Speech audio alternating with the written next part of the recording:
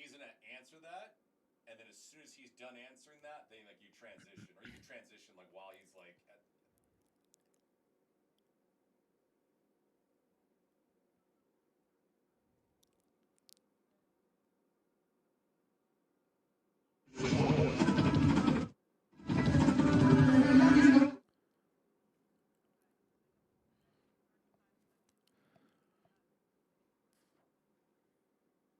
Oh, that's perfect. Yeah, that's gonna be plenty of time.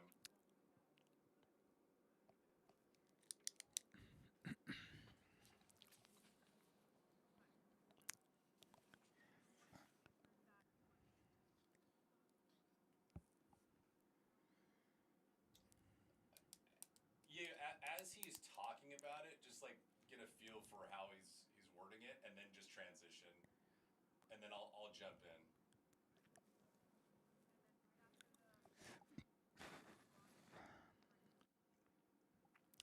Yeah.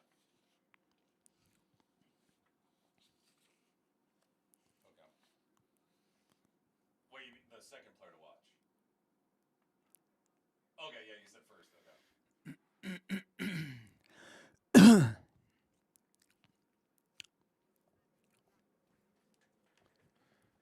Okay, cool.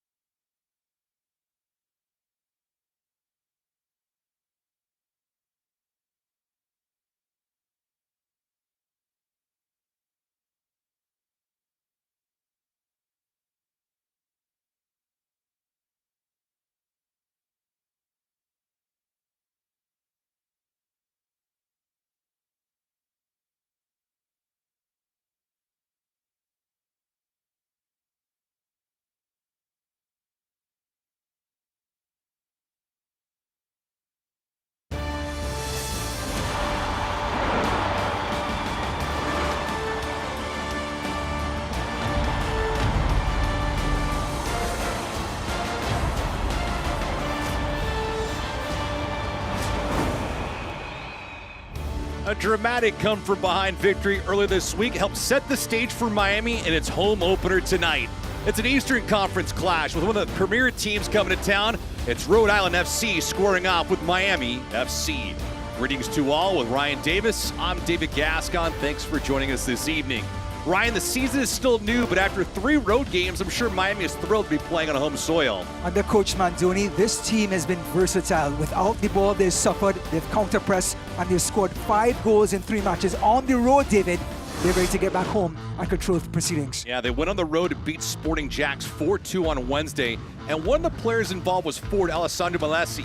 He's our player to watch because he gets so many different people involved. And he's versatile. He could cover box to box on that left-hand side. He gets players involved with assists, and 2 goals to contribute to this Miami team is huge in the goal column. Rhode Island forward Leofano Alfonso, he's our player to watch tonight. He spent some time in MLS with Inter Miami and also Atlanta.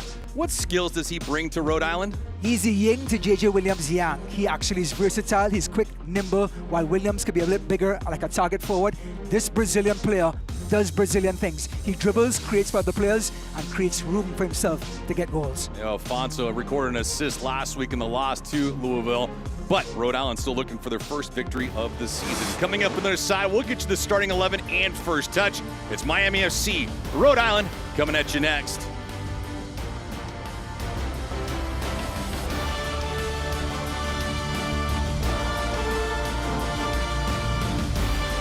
Avianca is ready for takeoff. Miami FC brings extraordinary passion to every match, and we take it further, connecting the city to 80-plus destinations across the Americas and Europe.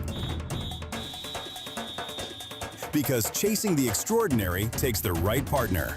Avianca, the sky belongs to all of us.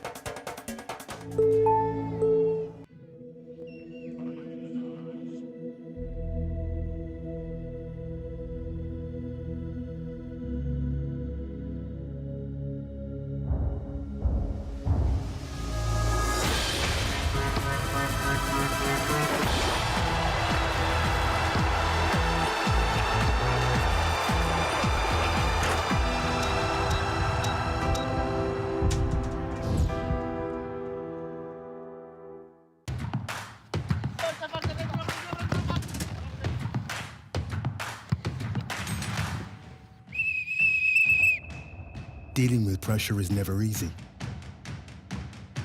But pressure is part of the game too. When everything is in your hands, become your own hero.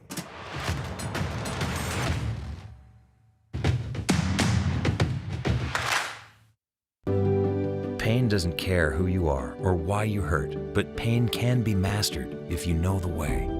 Fight back with Tiger Balm's legendary herbal power. Trusted for over 100 years, our proven blend of camphor, menthol, and essential oils tames pain with the strength and speed of the tiger, so that you can rise above pain and get back to living. This is the way of the tiger. Live here from Pitbull Stadium with Ryan Davis. I'm David Gascon. The home opener today for Miami FC, squaring off with Rhode Island FC. Eastern Conference foes for the first time here in 2026. Starting laps first for Miami FC, led by head coach Gaston Madoni, is a 3-5-2. Looking across the park, Mason Tunbridge in the middle of the pitch. He does a lot of different things for the squad. Yeah, he becomes the attacking midfielder. He's going to partner the Costa, the Brazilian. Imagine a Brazilian and an English player in the attacking midfield. That's huge for Miami. But Indai steps in at centre-back after Kilwine is X'd out to the starting lineup after giving up the penalty last week to Jacksonville. For Rhode Island, head coach Cano Smith will not be coaching today, but it is a 4-4-2 formation. Koke Vegas, the veteran goalkeeper, getting the nod this evening. That calm, quiet leader at the back, getting close to 250 USL Championship appearances. With that experience, he bleeds confidence into Yao and Stoneman, and that entire back line follows his lead throughout the match. Dave McKay will be coaching today for Rhode Island because Cano Smith picked up a red card last week in that loss to Lewis City.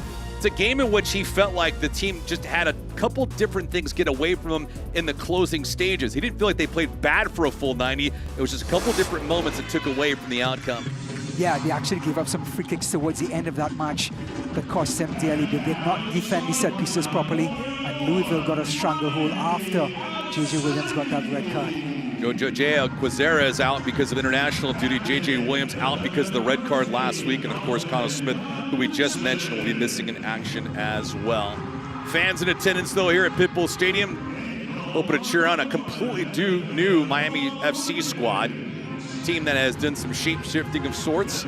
But 3 games on the road, tested their mettle earlier this week. Came from behind, beating Sporting Jacks after they fell behind early in that contest 1-0. And first of all, yes, the scores are fantastic, but let's wipe that off the table. Just the way they've been playing, David. They've been controlling the midfield. They have playmakers in Gainbridge like we talked about, and players up top like Rocha and Dongo. Those are fast, quick forwards, versatile. They play off of each other. And of course, the 2 wide men in Romero and Malesi provide that natural width for Miami. And coach Madoni, he's so versatile. Tonight, he's going to want to control possession. On the road, the first 3 matches, he gave up possession and took care of counterattacks to keep them in the game. That is a sign of a great coach and a team that's willing to follow his lead. Miami got behind early against Lewis City and eventually fell in that contest 4-1, but they recovered last week against Loudoun United, played on the road. It was a gritty game. They started sluggish in that contest, but then right around the 17th, 18th minute, they found their groove. They were the better team, and unfortunately for them, they had nothing to show for it outside of a scoreless draw. Fantastic keeping by Loudoun. That's what kept the scoreline at 0-0. I mean, Miami did enough to create enough chances to win that match, and that's what you look for if you take the scoreline off of the picture. Did they create enough chances to win and to go into Loudoun, a very good team over the last 2 years, and create more chances than the home team? It just shows how good this Miami team is without the ball to then create counter-attack opportunities. For Rhode Island, a 1-1 draw against Jacksonville, and then lose at Lewis City 4-2 tonight. See what kind of outcome they have. They're 3-1 all-time against Miami FC. This is a club that's only been in existence for a couple of years, Ryan, but a lot of different personalities in and out of the lineup. And of course, their leader, Cano Smith, he is out. This is a squad that has been definitely on the high rise from where they were to open things up in USL Championship since their inception. But so far, a couple weeks in, a little bit slow out of the gates. And I think it's going to get better. They had a couple of players that were injured, and they are going to slowly start coming back into the lineup. We see Scardinio back at right back tonight, or right wing back. He's an important piece to their defensive posture. And then also in the midfield, when you have someone like Frank Nodoris in defense coming back in, Agustin Rodriguez, he's yet to get going in number 10. I think when he starts creating chances for the players up top, then this Rhode Island team will look like the team from before.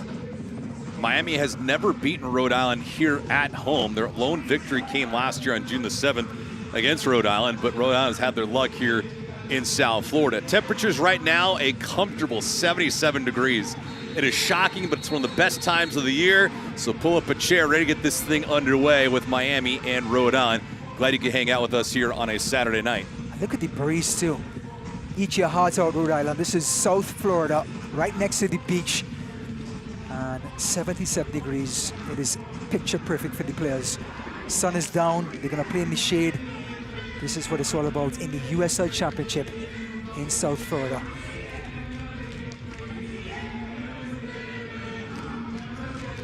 And look at the fan base here. Rhode Island making the road trip down. And that is the anchor, the podcast. Fantastic podcast, Raising the Anchor. These are the two hosts right there on your screen. And the Miami fan base is slowly getting in. Typical Miami, David. Taking their time to get into their seats. Both teams in midfield, ready to get this thing underway. And it begins with Miami holding possession, moving from right to left on your screen. The aqua in white, Rhode Island, the road kits, white tops, the white bottoms. As we begin the first of two endeavors between these two Eastern Conference sides. No, because Miami, this is their third game in 7 days. They are fatigued. And Coach Maduni said, we're going to come back home and try to boss the ball. And by keeping the ball, it's going to be less running for us while we dictate the pace, let Rhode Island chase a little bit. And that's going to allow our legs to last the full 90 minutes. Gaston Madoni, as you talked about last week, Ryan, getting a different kind of feel. And now it's different because the personnel is here with them. It's a full year under his belt in Miami. He had some players, quite a bit of them, that he inherited. And now this year, he was able to recruit in the offseason, sign some players that he liked to his satisfaction.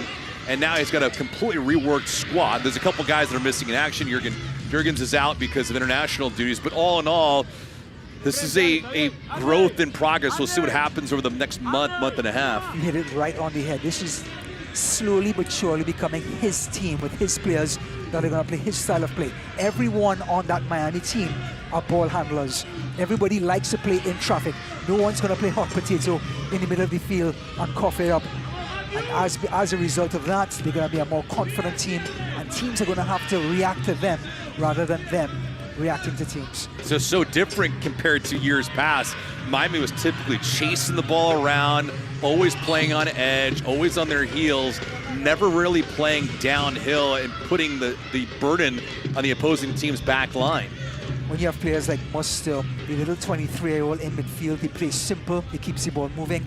And on his left shoulder, he has Da Costa, the legend of the USL Championship, the Brazilian. On his right shoulder, he has Gainbridge, one of the best ball handlers in this league. I mean, for him and that center midfield partnership, it is absolutely spectacular for Miami so far in the opening 3 matches. Mateo Ndongo is one of those markers that you're going to look out for at the top of the board, too, for Miami FC, along with Rocha. Rodrigo Da Costa, he's amongst the starting 11 here tonight for Miami FC. You know, this Rhode Island team, they created a great reputation in being a stingy team, not giving up goals, being hard to score on, frustrating sides, doing just enough to get goals on the other end. That kept them so competitive over the last 2 years. This year, I think Cano Smith wants to become a little bit more adventurous, a little easier on the eyes for his fans. And I think they may have given up just a little bit of their defensive grittiness. However, they can always turn back to that if needed, and that may happen on the road tonight. Things will unfold depending on who strikes first. A little bit of trouble here with Musto escaping some traffic. Jose Quizera is out. JJ Williams is out. His red card has him neutralized for this evening along with Cano Smith. Rhode Island, though, first opportunity into the attacking third they go. Rodriguez plays his back out. Felipe Rodriguez in between the sticks here tonight for Miami FC.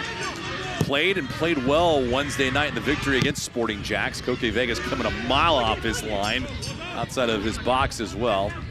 A veteran goalkeeper, has been here for a handful of years now, coming from San Diego Loyal. It's nice to see a veteran goalkeeper that can do a lot of different things to raise the spirits of an organization, and Koke Vegas has done just that for Rhode Island. Yeah, the experienced keeper on one end, and then the young keeper on the other end, Felipe Rodriguez from Miami. But Koke Vegas, like you said, getting close to 250 appearances. Talk about experience, and his backline loves him. Even though he's quiet, he's not the loudest guy on the field. Boy, does he command his box, and he's a great shot stopper as well. Olstad, who gave it up, a piercing feed over the right-hand side, was missed. Quality chances for Rhode Island so far, at least in these early touches. Baccarat over on the right-hand side. Rodriguez tried to tee one up. That shot was partially deflected on the way through. Knutson had one foot on it. Calfo the other. Miami trying to push the counter on the left-hand side. They have some numbers. Ndongo, left wing, plays this one through the box. Just not enough gas on it. This ball played outside the 18, that drive. Not a lot on it either. Koke Vegas will just settle this down. We just saw a quick snippet of one of our players to watch, Alessandro Melesi. He broke from the back, got past his first tackle. When he did, now he has his players in front of him. He has Ndongo and he has Rocha to pick out from. And it gives you a snippet of this Miami team, how good they are in tight spaces with Melesi, Romero, Da Costa, Musto, Turnbridge. Well, they will move around the board for Gasta Madoni.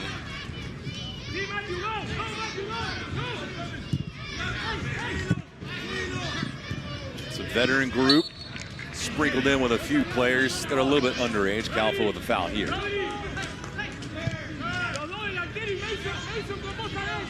All three of Miami's games to open up this year were on the road, coming with a 1-1-1 record here to Pitbull Stadium. You and I were talking about this field beforehand. It looks really, really good for this 2026 season. I mean, this is exactly what coaches and players want, right? They want to come at home, step on the pitch, have everything played beautifully like carpet.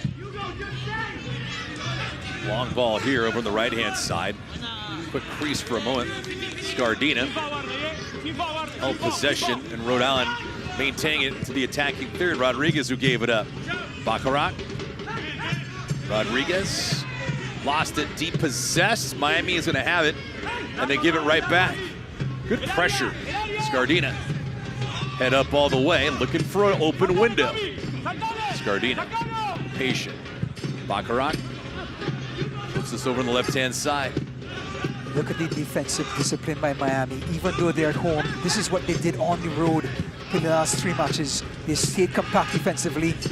Today, they want to be a little bit more aggressive when they don't have the ball, as you can see. And then when they do get the ball, slow things down, get the game into their tempo so they get to dictate the proceedings. Into the 9th minute. No real chances for Miami just yet. Rhode Island's had a couple decent looks near the 18-yard box, but haven't had a shot on goal yet. Rodriguez waiting for this to come into his breadbasket. He'll collect. Well, the man from Uruguay, they have quite the reputation in world soccer to produce good goalkeepers. And Young Rodriguez just seems to be another one of a long line of keepers to be produced from that country. The opposing side, and Dongo going to see his former team here today, so a little bit different. He makes his way to Miami FC after joining the organization about a month ago.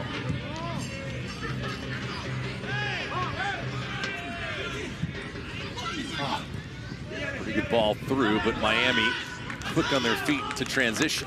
And you always love that story. You know, when Dongo getting a chance to play against his older team, talk about emotion for him. Always pride on the line. He wants to show that they're less of a team without him, and Miami are better with him in the lineup. A few guys that are out: Jurgen Locadia, Gerald Diaz, international duties, Eloy Ram as well. Locadia, Rome, the goalkeeper, 2 from Curacao, smallest country in the history of the tournament to ever qualify. Baccarat was asking for it, could not receive it.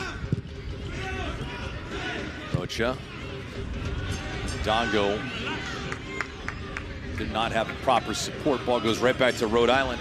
They like the idea. That was Da Costa trying to find Romero with that one-time pass to that right-hand side, expecting Romero to make the run.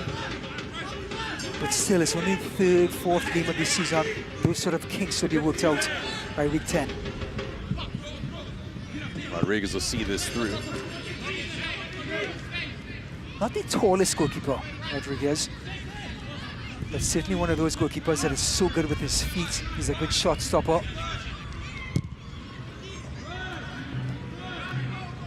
Saw some time sparingly with Miami last year.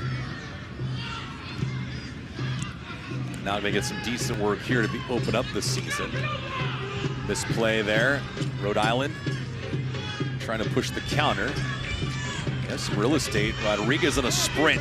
Rodriguez comes out. Felipe Rodriguez to challenge. Makes a huge stop here in the 11th minute. Well, he's lightning quick off of his line. He's good with the ball at his feet. Rodriguez again, just snippets again. This one hung up in the air. Rodriguez got taken out. That left leg. See exactly what occurred. Well, he's off of his line in a flash, closes down the angle. A Uruguayan against an Argentine. No love lost there. And then he comes out in traffic, gathers one in the air, just showing off all his skill sets in 60 seconds. Luis Arroyo is our lead official tonight. No bookings on that contact. Baccarat, Rocha mixing up. Our lead official tempering things down a little bit.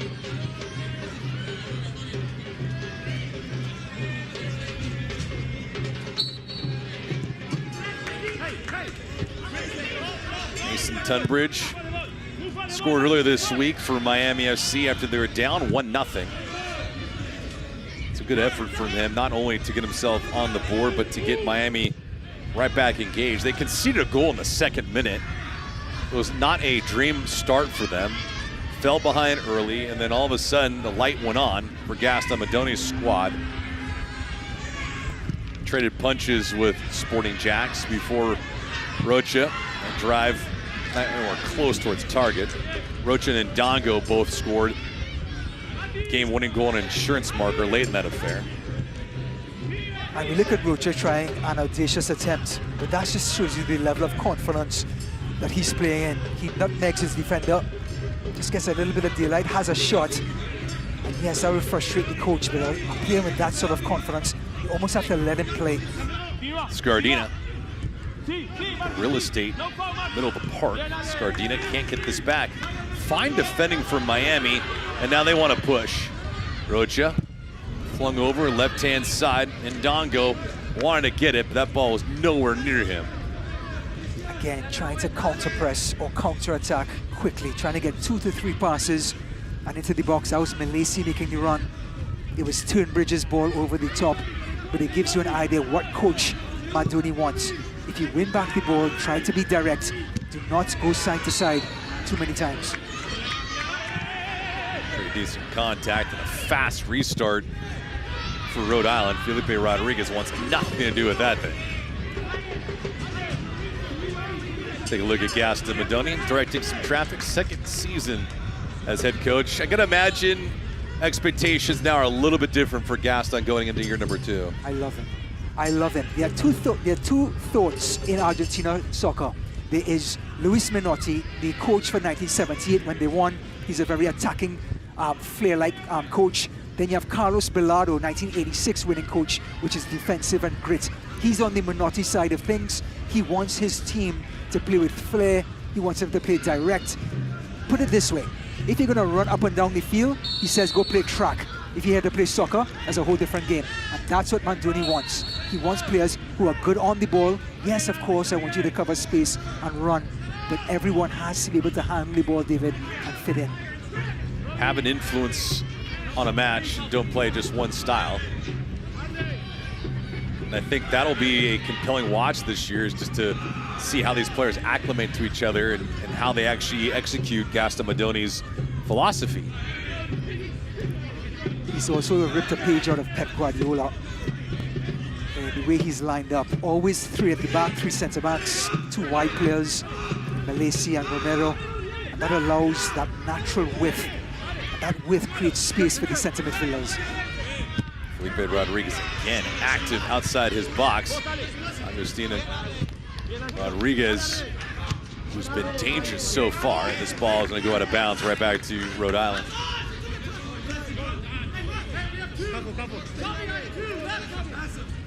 Let's see Clay Holstad with that wrap, that brace,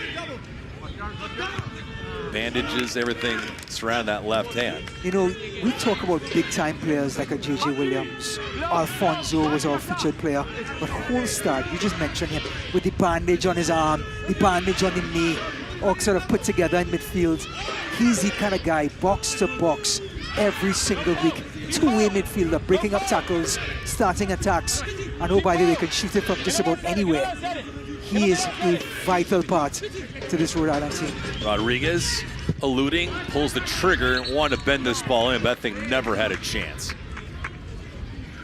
Goes off a Miami defender. That'll set up the first corner kick of this match for either side. Well, the diminutive Argentine, he's right-footed, but is willing to have a crack with his left. And he wears that number 10 on his back with pride. The Lanús player.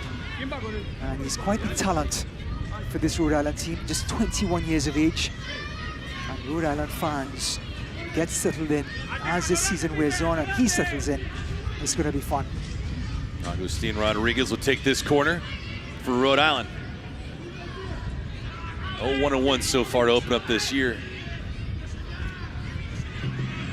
Rodriguez whips this ball in. Miami's defense holds. Be called every single time. Get a yellow card here. But Rodrigo da Costa made it very, very clear to the referee that it was a professional foul.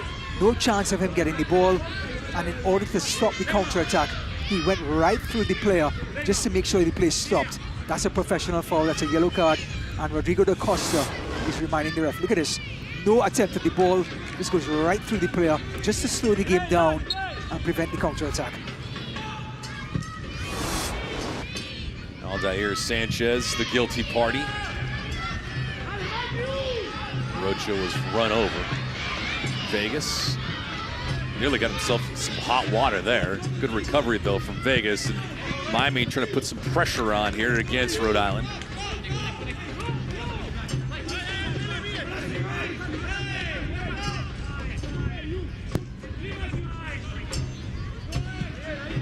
Back. No real threat by Miami so far. We're into the 18th minute.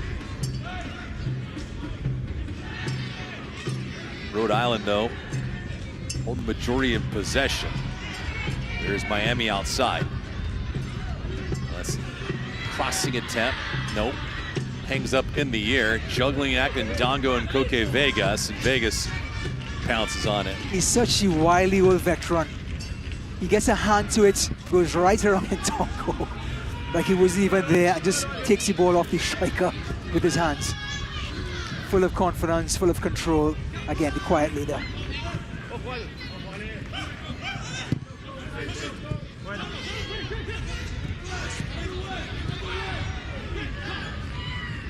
Ball just hung up in the air. Knudsen recovers. A lot of this activity from Miami has just been in the middle of the pitch or on their side of midfield.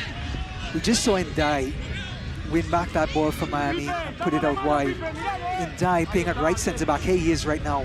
He's a defensive midfielder, a dynamic defensive midfielder. Now because Kilwine didn't have the best of performances last week for Miami, Coach Mandoni asks Ndai to step into the centre back role. And now he gives up the height. He's not very tall, he's not physical in the air. But when the ball is on the ground, which Coach Mandoni wants, Ndai can bring the ball out to the back on that right-hand side, get Romero involved, get Turnbridge involved. It's going to start a domino effect on that right-hand side. Costa was the one that was run over. Holstad the guilty party. There he is. Miami's still looking for some numbers to support an offensive threat. Well, let's see what's over on the left-hand side asking for the ball. Musto the same. Ball for the most part has been static when Miami FC has been holding possession. Rhode Island, to their credit, they've been moving a few guys around the board. Holstad with the intercept. Another giveaway, this time by DeCosta, and he has some frustrations with it.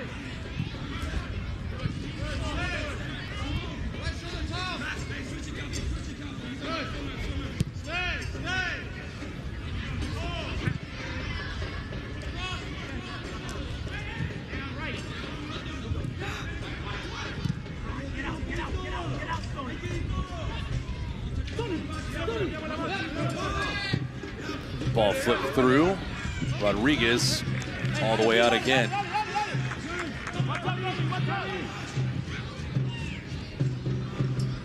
Both teams with a decent amount of energy so far in this match, Ryan. I think the one difference is Rhode Island has had possession in the attacking third, and Miami, for the most part, on their side of the midfield. I think Miami's now starting to settle in.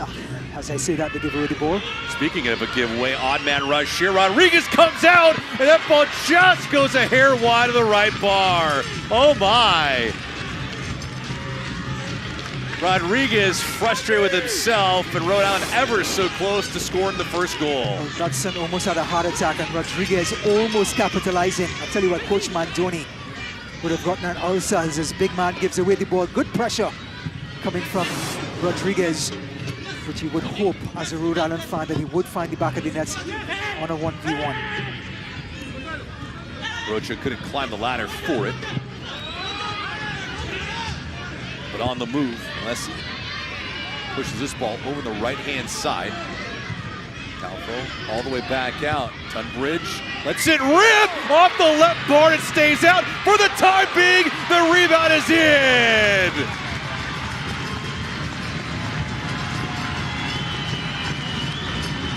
Rocha having another impact like he did on Wednesday night, and Miami gets the first goal of this contest, 1-0. We mentioned Turnbridge a couple of times. Look at this audacious attempt that he tries. Outside of the foot, can you just please stop it? Beats the keeper, hits the post, and guess who shows up? Rocha, the man in form. That's 2 goals in the last 2 matches for him. And the Colombian is just the man they need. Look at this attempt by Turnbridge. Absolutely spectacular. You want unrehearsed plays in the attacking third. Turnbridge is the man to provide those for you. And Rocha, like any good centre forward, following up. Keeper was cooking. Vegas was completely beaten with the outside of the foot shot from Turnbridge. And Coach Mandoni could not say enough good things about his number 7, Turnbridge. And look at Rocha getting yet another goal. Man in form. Pretty good efficiency for Rocha. Scored the other night against Sporting Jacks, and now the game's first goal. So Miami has had Rocha do business for their first goal in each of the last 2 matches. This time, though, it's a 1-0 lead. And for Miami, their first goal of the season at home in their home opener. And that's going to do wonders for their confidence. They're in front of their fans.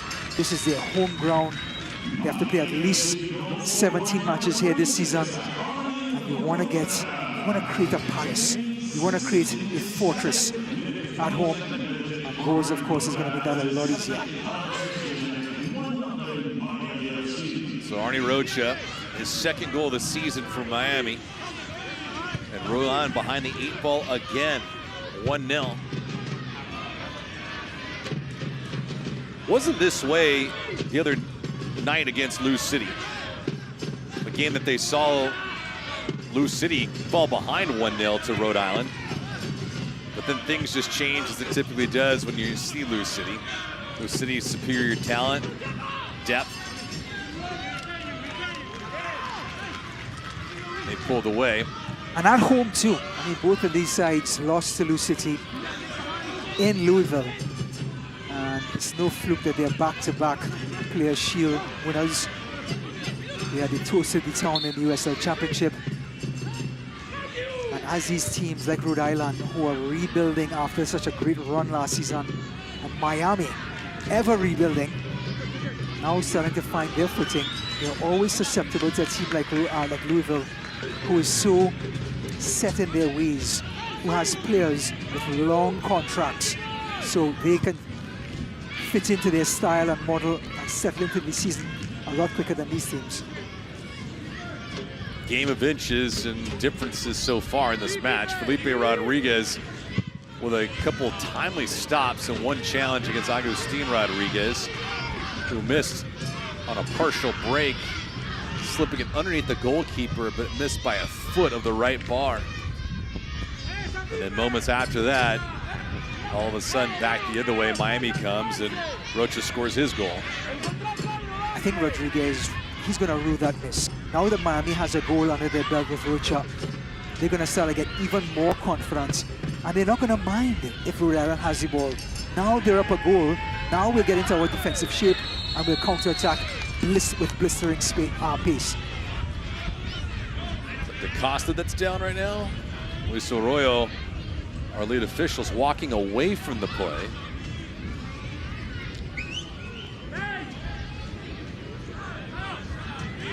Grant Stillman there. Talk about the rock at the back. Grant Stillman for this Rhode Island team. Irreplaceable. 7th season in USL Championship for Stillman. This is 3rd with Rhode Island.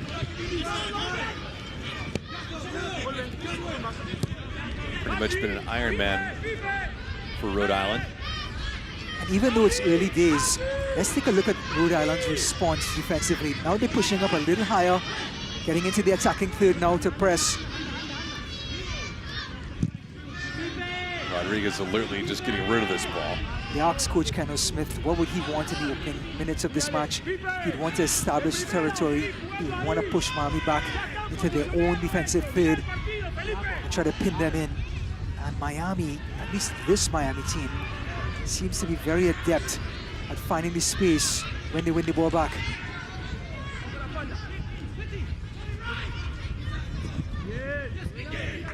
Different setup now, considering the fact that Miami's got the lone goal. Not that they would play too much different, but the sense of urgency might not be as potent as it once was. Brian, the one thing we haven't acknowledged yet, and we should right now, is the fact that Miami's surface tonight is something completely different. I mean, you're talking about playing on grass as opposed to on turf. The artificial turf that usually sees the ball take quite a bit of a jump on the surface. And then, of course, temperatures and the weather with the sun and whatnot makes a lot more of a comfortable setting. Well, it looks brand new, whatever surface it is. And I think the players are really, really enjoying it. And the ball has a nice even bounce to it. I mean, I still think it's turf, but it's a new style. It's actually the ones that are more advanced than the turf that you had in your father's years. Yeah, like the AstroTurf. Yeah. As opposed to this artificial. Like, do not fall on the AstroTurf, you know? Oof. Remember those days? It's brutal for knees and ankles. Yeah. Different here with the artificial, though, because you have the pellets. And you can see them bounce or come into the air when the ball bounces. Swung all the way across, but a pretty good ball that was broken up. All held in temporarily. Chance for Dorsey, but he couldn't rip it off. Sanchez looking for an open seat. Going on here with some pressure. Good elevation by Knutson to disrupt it. Miami trying to escape for the time being, and Dongo and company do. DaCosta in a foot race, they'll never catch it though. Oh, DaCosta, father time can be so cruel. Back in the day, those long strides would have put pressure on the defender. Now, it is at least 5 to 10 yards off the pace.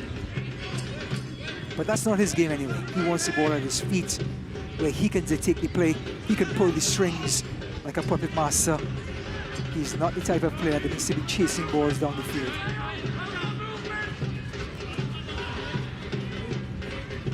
'30th minute here from Pitbull Stadium. Miami and Rhode Island, the first of 2 encounters here in 2026. Rhode Island with 4 shots, Miami with 3, each team with 1 shot on goal. The difference, Miami shot 1 on target. Went into the back of the net. Rhode Island holding possession right now at 56% to 44 from Miami. Yeah, I can't get enough of that two-big strike. I mean, that set everything up. Cookie was completely taken by surprise. The trajectory of the ball threw him off. Oh, what a dummy. Played right through and nicely done. Dorsey looking for a seam. Rodriguez aggressive with the ball, loose for a minute, but he recovers in time. Sanchez was bearing down on the backhand side. He's taking the pressure off of his center-backs, Rodriguez. He's playing with so much confidence. He's lightning quick off of his line. Anything that's left in the air, he's coming out in traffic, gathering, and now players like Knutson and Calvo are very, very calm right now because their keeper is completely controlling his 18-yard box. Amazing what a year's worth of experience will do for a young keeper. Rodriguez didn't see a boatload of time last year for Miami FC, but enough to get his feet wet. Of course, confidence is everything. Repetitions are huge. The center-back position and the goalkeeper position, very, very similar. Repetition, reps. It's all about windows and seeing those windows over and over again. As Coach Mantoni has to be happy. The former Boca Juniors player recruiter. Worked for Boca Juniors, worked for River Plate. That's the 2 stalwart teams in Argentina and South America. Romero, good ball here, and it's going to be labeled offside. That wasn't off by too much. You like the inventiveness, you like them being direct when they win the ball back, not side to side. Trying to catch this Rhode Island back line on a high back line.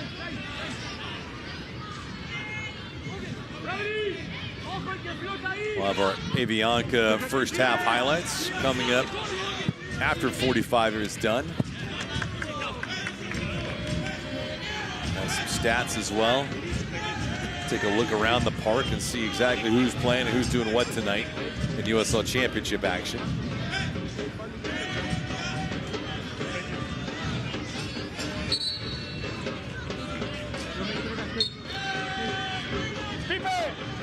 Both teams have played well. One just fortunate enough to get the advantage in Tunbridge. His shot went off the left bar, and Rocha, not the easiest of tap-ins, but he made it all count. Costa and company eluding defenders in the middle of the pitch. And now this is South American feel right now. Now they're gonna hold on possession. Now they want to dictate the game. Make Rhode Island chase left to right. Again, the ball handlers like Busto, DaCosta, Turnbridge rather. Stoneman and a Turnbridge. Middle of the pitch, Dorsey was trying to split a defender. Ball goes right to Felipe Rodriguez.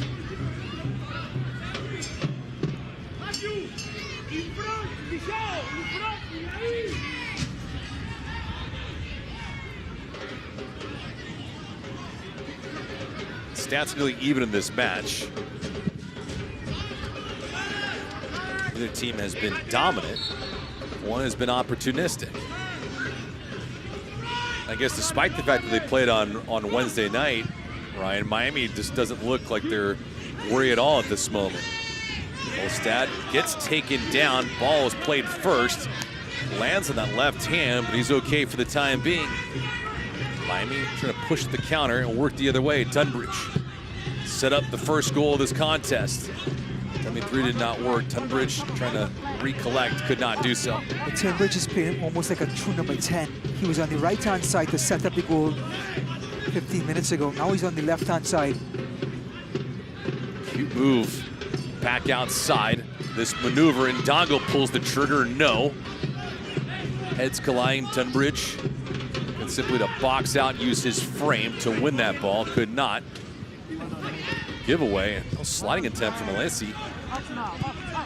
Bit surprising there. He's such a big guy, Tunbridge, and he has such great ball control that defenders go bouncing off of him. Like when he gets the ball in the attacking third, he has so much confidence in his abilities. It's a bit of a limp though with that right hamstring, Tunbridge at the bottom of the screen. That would be a nightmare for Miami. Pretty free-flowing first half of ball. Tunbridge, yeah, grabbing that left hamstring right now. He's been so good for Miami in the opening 3 matches. Of course, Miami losing one of their star midfielders, Sonora, against Loudon a week ago. The last thing they can afford is for Tunbridge to be yanked off.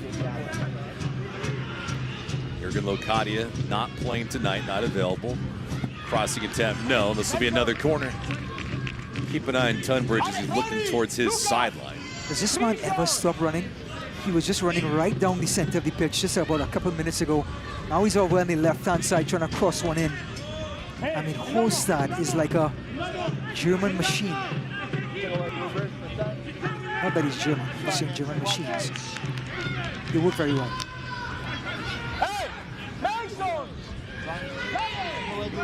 See how this is dialed up for Rhode Island. Now the Darce, Baccarat, all inside the 18. And now Sanchez is kind of confused on who's taking this corner kick. Agustin Rodriguez will take it this time. I think he knew it was Rodriguez's responsibility.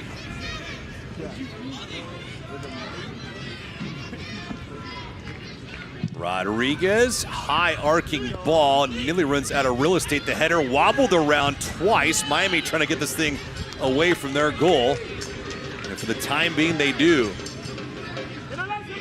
Really good ball by DaCosta. Rodriguez, that shot, he lets it rip. It just misses the corner. Well, he struck the corner kick with a lot of power.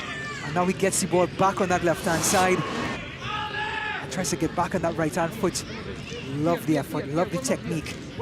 And his coach would love the adventure. You want that from your number 10. You want him to try attempts like that. You want him to be aggressive.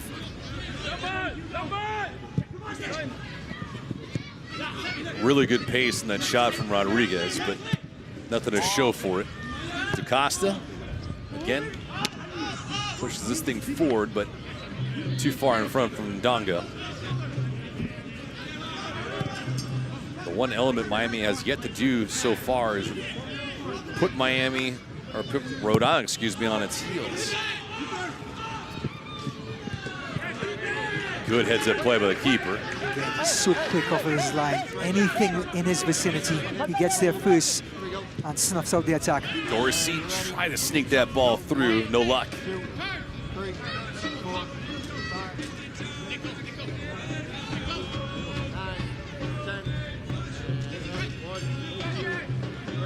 Rhode Island, despite the fact they're down a goal, has not played a bad first half.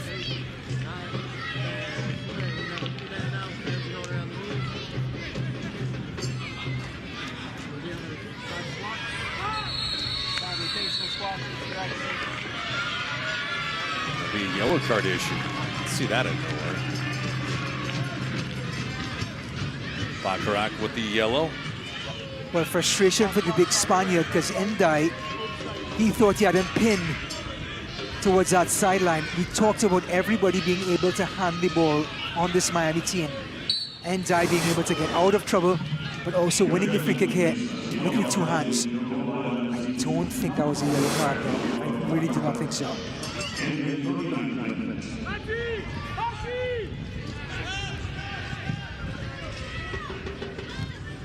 Did not warn it.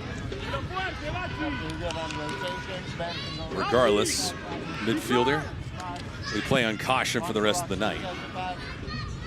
He's so important to what they do. He's a little bit like Busto in the middle of the park for Miami, where he controls proceedings, he controls the tempo for Rhode Island. Ball pushed over. Now maneuvering around, looking for a shot. Sanchez out wide, has a step into a vacant area. Felipe Rodriguez climbs the ladder and no rebound. Well, maybe the best, most fluid attack of the night for Rhode Island. Out wide, Sanchez's cross. And the header, fantastic save again by Rodriguez.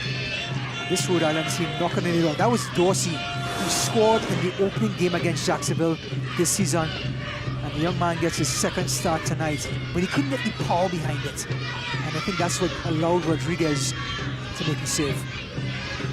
Huge stop for Rodriguez, and more importantly, no rebound that he conceded on it. Rhode Island still down a goal. 41st minute, Gainbridge who gave it up. Soft ball, and it goes to no man. Rhode Island had it, and they gave it away. Dongo here, back to Knudsen. Well, it's like a virus, right? Malaysia's being too nonchalant. Then Bacharach had control of the ball. He was too nonchalant. And then Dongo was the guy to come back and win it. Just adding up now here in this first half. Players tumbling down, balls being given away. Rocha staying on the canvas right now. He is not happy.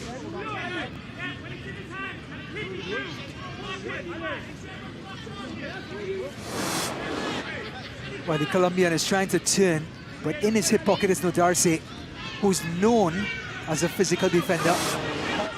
And the big centre-back was biting at his heels.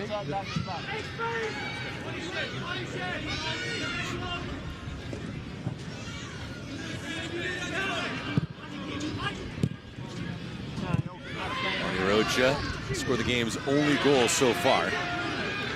Mason Tunbridge set him up. Got a shot with his left leg going off the left bar.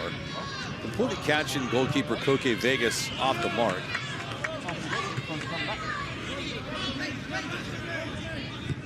Have to say, Rhode Island does not look to be any sort of rhythm.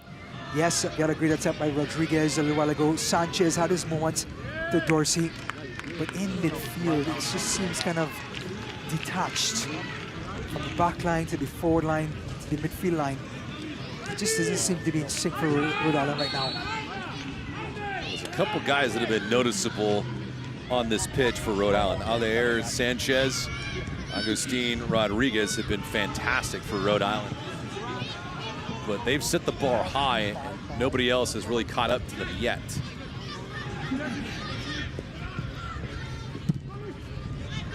For Miami, not expending a lot of energy.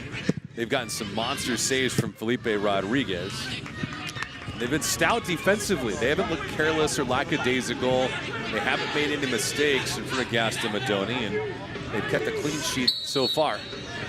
Well, he's now pushed up his line, which has now pushed Rhode Island back because of Rodriguez being so good behind the back line and playing that sweeper keeper. Off the heel, Malesi again, a little lazy with that ball. And now he creates a counter-attack. Not sure why. Remember, coach talked about tired legs for Miami in this match. And Malesi seems to be the first victim. Of course, his position requires so much industry, so much running, that yes, he will be one of the first victims of tired legs in this match. Mid-match week, and of course the heat here in South Florida. Tunbridge just heads that towards Koke Vegas. We'll keep an eye on our fourth official to see how much exact stoppage time will be afforded. Heat in South Florida, it's 77 degrees and plummeting, David. that time of the year, right? They got cold early this year. They get to 71. I think I remember seeing temperatures in the 40s at one point earlier this year. Central Florida was pretty nippy as well. Threats of snow up in northern Florida. Yeah, there was snow last year in northern Florida.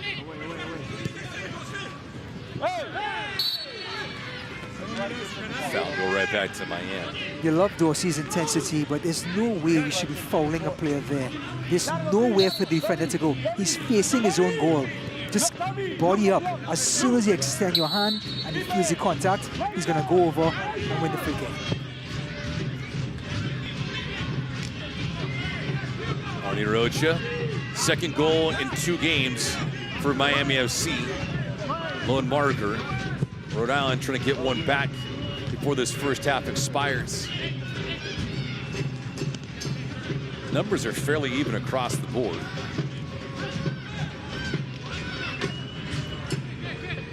Shots are 6-4 in favor of Rhode Island. Rhode Island has 2 shots on goal to just the 1 marker for Miami, but that's the only one that counts. Nothing else matters. Expected goals. Miami actually has the better of the 2 advantages at .63. Another shove. No foul. DaCosta going down, and he's wondering why. Oh, what a ball. Oh, found a seam. Rodriguez outside. Felipe Rodriguez, another monster save before the end of the half.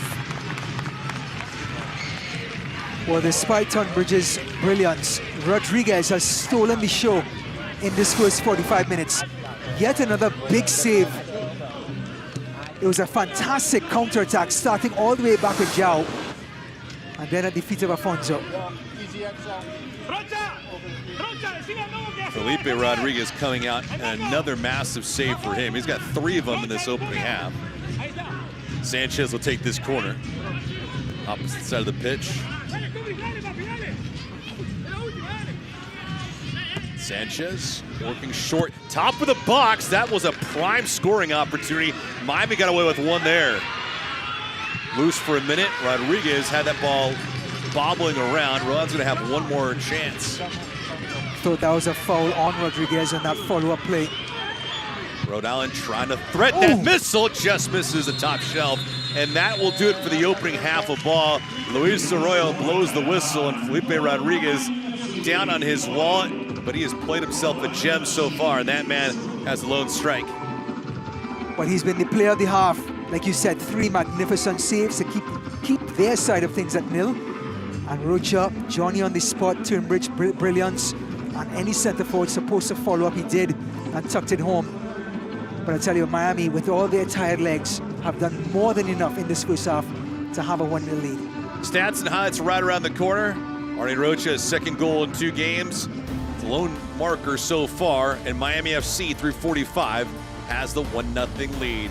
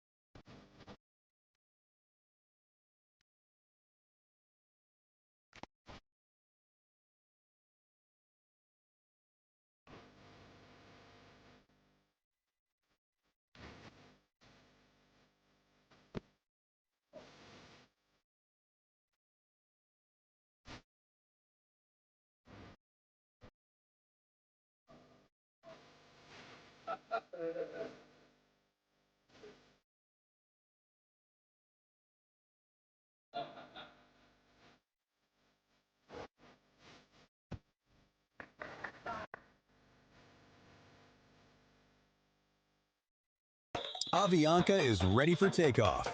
Miami FC brings extraordinary passion to every match, and we take it further, connecting the city to 80+ destinations across the Americas and Europe. Because chasing the extraordinary takes the right partner. Avianca, the sky belongs to all of us.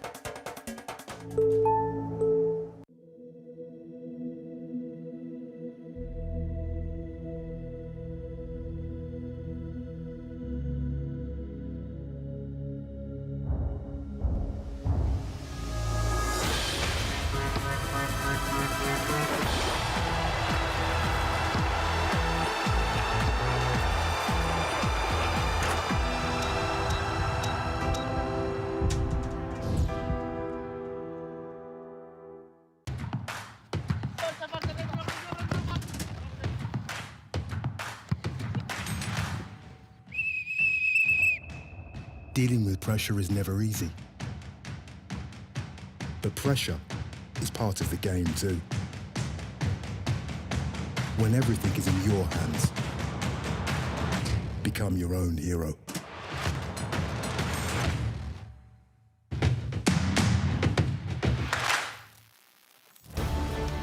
Arnie Rocha's lone goal, the difference makers so far. Miami FC leading Rhode Island by a score of 1-0. Stats and highlights coming at you next.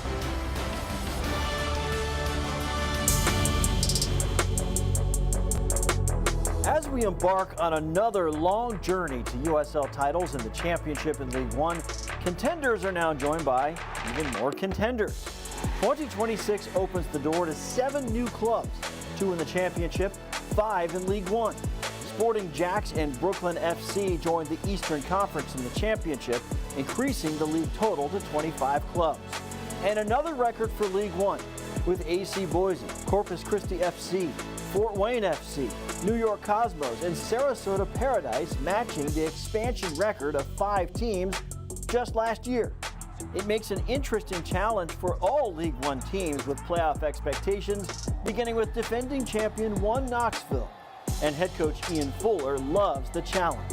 What is different this year about preparations for expansion clubs, which means more travel, more talent coming into the league? Yeah, you have to be ready for anything in this league. Yeah. Almost every league in North America is like this. You're going to have expansion teams, a lot of different players. We've got a lot of new players, and we're going to face a lot of new players in the league and some new clubs and some new venues. It's kind of just the trickiness of this league. Do teams coming in just because they're new doesn't mean they're at a disadvantage against, well-oiled teams like yours? No, certainly you've got coaches that have coached in the league and done really, really well come in and with expansion teams. So, you've got a lot of players that have played in the league and played in higher leagues. You're going to have some really difficult opponents, even though they are expansion teams. Last season, FC Naples finished 4th in the League One standings, one of 2 expansion teams to make the postseason. A tough task for new clubs this year as League One grows to 17 clubs. Oh, what a strike!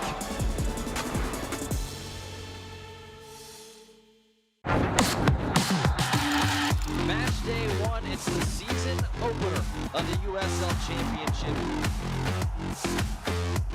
No time like the present for these teams to make a statement and begin the campaign on the right foot.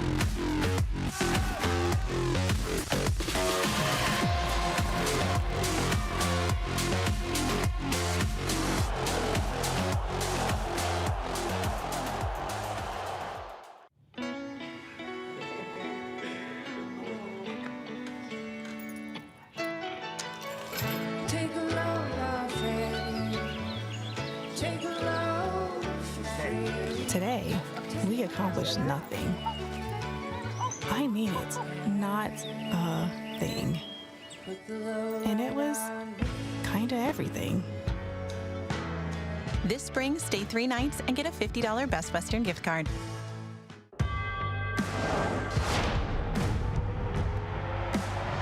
Prinks tires in the USL help soccer journeys everywhere to drive harder. From city playgrounds to suburban sidelines, from early mornings to late nights, from fun with friends to winner takes all, from the biggest fan to the biggest heart. And at every turn, Prinks tires will be there for the long haul. Pain doesn't care who you are or why you hurt, but pain can be mastered if you know the way.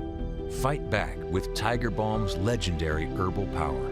Trusted for over 100 years, our proven blend of camphor, menthol, and essential oils tames pain with the strength and speed of the tiger, so that you can rise above pain and get back to living.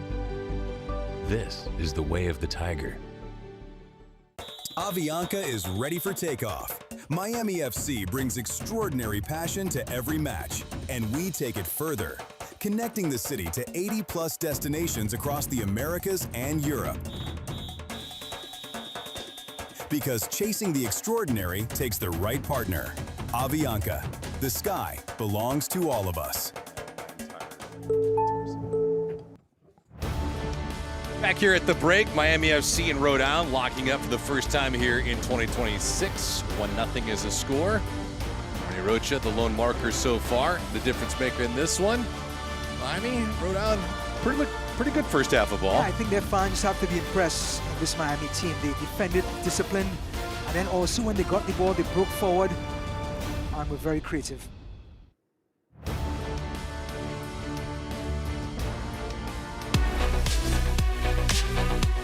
It is halftime in the USL Championship. We hope you're enjoying your match so far. I'm Dan Lucas inside the USL studio with a look at some of the headlines from the week.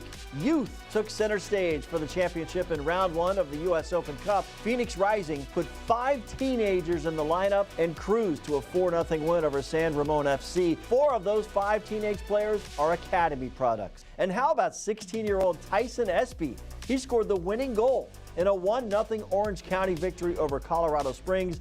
Espy is one of 5 players in the championship that have played matches for U.S. Youth National Team. Well, not to be outdone, we feature a veteran player, Tampa Bay Rowdies forward Russell Cicerone, who scored his 70th career goal in Week 3 against the Pittsburgh Riverhounds. Cicerone enters Week 4 11th all-time in USL Championship goals, and he's making his way up the all-time list in appearances with 234. Upcoming matches to watch in the championship. Saturday, April 4th, Louisville City hosting Charleston Battery. Saturday, April 18th, Charleston back on CBS SN hosting Tampa Bay Rowdies. And then the Prinks Tires USL Cup on April 25th. Hartford Athletic hosts rival Rhode Island on CBS SN. This is the USL Halftime Update. We're getting closer to the second half. Let's send you back to your match.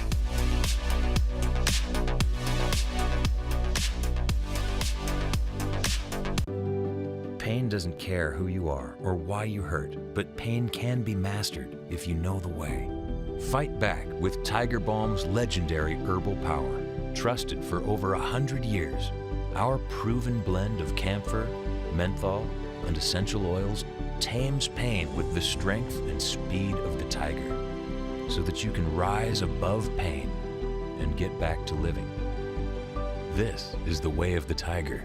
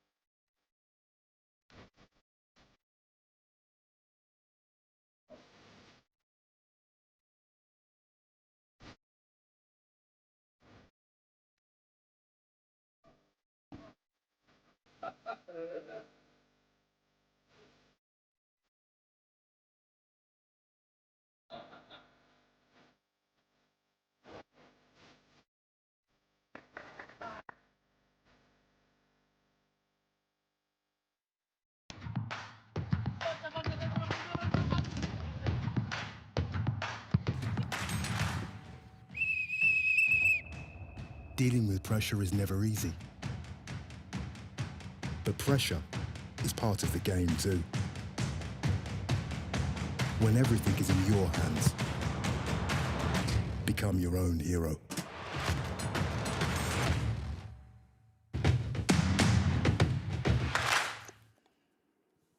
We're live here from Pitbull Stadium, the Macron halftime report. Ryan Davis, David Gascon, opening act. Not dominated by either side, but Miami has the fortunate enough 1-0 advantage through 45 minutes of play. To carve things out right now for Avianca first half highlights. Ryan, seesaw action in this contest. Yeah, thank God for the little goalkeeper Rodriguez. But I tell you what, this Miami team worked their way to, look at Turnbridge, outside of the foot, over Koke Vegas, and Roca Johnny on the spot to make it 1-0. It all started about the inventiveness by this man, the Englishman. Hits the post, and there's the Colombian to tidy up. Rocha's second goal in as many games. Scored the first one on Wednesday night against Sporting Jackson. The 40th minute, Felipe Rodriguez challenged.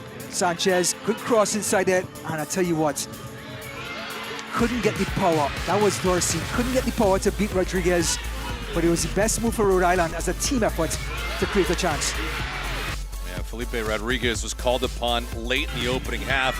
Rhode Island had several chances. This one again, Alfonso. João, Dorsey, Alfonso, and Rodriguez having the last laugh. Lightning quick off his line, makes himself large. Great technique from a goalkeeper to make himself that wide for nowhere for Alfonso to go. So a good first half for many players on both sides. Felipe Rodriguez was solid. First half numbers in this thing, what does it tell you? Rhode Island created a lot of shots. Rodriguez, the hero. But possession, remember, tired legs from Miami. This is the third game in a week, and I think they did well. They created enough chances to stay in the match. 4 shots, one of those on target, of course, the goal. But the 9 shots by Rhode Island, only 3 of those on target, which means they didn't create those clear-cut opportunities other than the 1v1 with Rodriguez on both instances. So if you are head coach Gaston Madoni, what do you tell your team when they head out for the second half? I think they're doing everything right. Yes, Rodriguez has been played the hero, but because of the tired legs, they're doing the best that they can to slow the pace down, create their tempo. But Rhode Island is a very good team, so they're coming out here with their talented squad and creating havoc. However, stay the course, do exactly what you did in the first half, get behind the ball and dictate the play. Yeah, Rhode Island had a week off between games, and for Miami FC, short-lived rest. They played on Wednesday night, got the victory 4-2 at Sporting Jackson, and came right home and have this battle with Rhode Island. But for Rhode Island, after this contest, they'll be traveling back home. They'll get Hartford on April the 1st. So for them, they're going right back to work, but still, I mean, you're losing J.J. Williams. He's the only guy that's really out for them.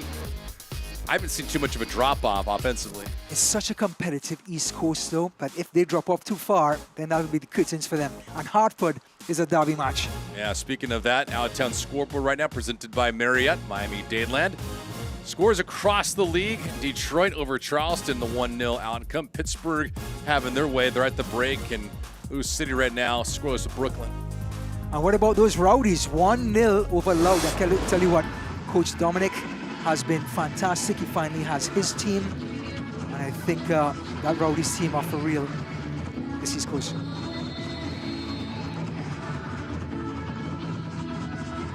Players participating here in the second half. Did you make any changes if you're Rhode Island?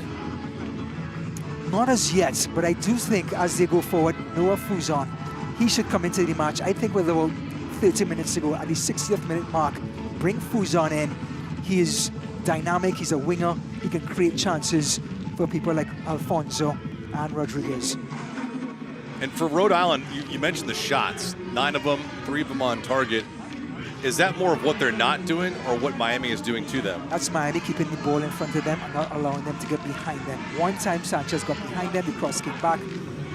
Dorsey couldn't get the power that he needed, but for the most part, Miami's doing a good job in managing the game with tired legs. Leo Alfonso had a quality chance just before the end of the first half to score, could not do so. And that was because the ball was turned over by a very nonchalant, I believe it was Ndongo who got dispossessed. And that turned into a counterattack that completely caught Miami flat-footed. Ball rifling around inside the 18. Miami quickly on this to get it out of harm's way. So 45 minutes down with Miami holding a lead, but it was not easy for them. Rhode Island put plenty of pressure on, especially in the closing stages. Speaking of pressure, that shot just misses the short side against Felipe Rodriguez.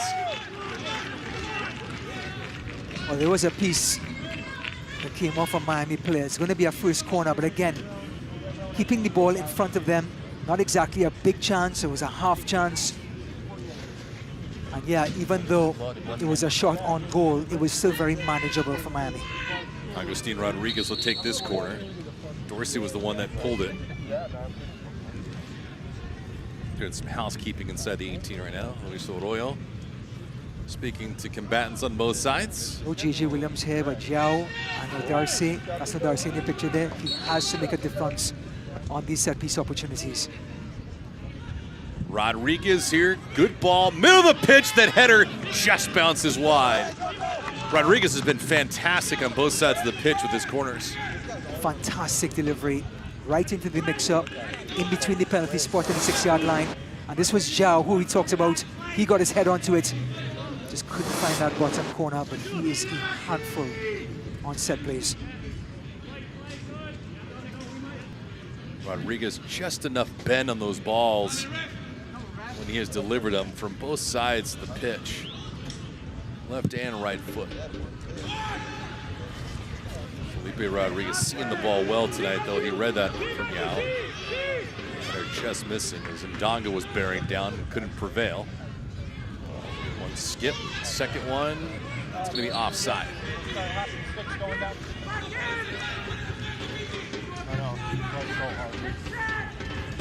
Did you change much if you're Gastamadoni? Only for fatigue reasons. So again, that 60-minute mark is the magic mark. For 30 minutes to win the match, yes, you bring reinforcements in midfield. I mean, players that are available for Miami in midfield is like, well, Locadia is not here, Sonyora is not there. That's 2 injured players. You have Tori, the Japanese midfielder.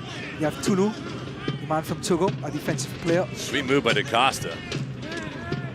Gainbridge gave it away, though. Rodriguez slips this ball through. Felipe Rodriguez has to come out, otherwise it would have been 1-1. Mighty Mouse is so quick off of his line. Anything in his vicinity, he's off of it in a flash. He's reading the game so well, David, that forwards like Rhode Island, every time they think they could get onto one to get a 1v1, he's right in their kitchen. With the changes, if Miami does like to do so around the 60th minute, one element that they cannot afford to do, though, is play to not lose.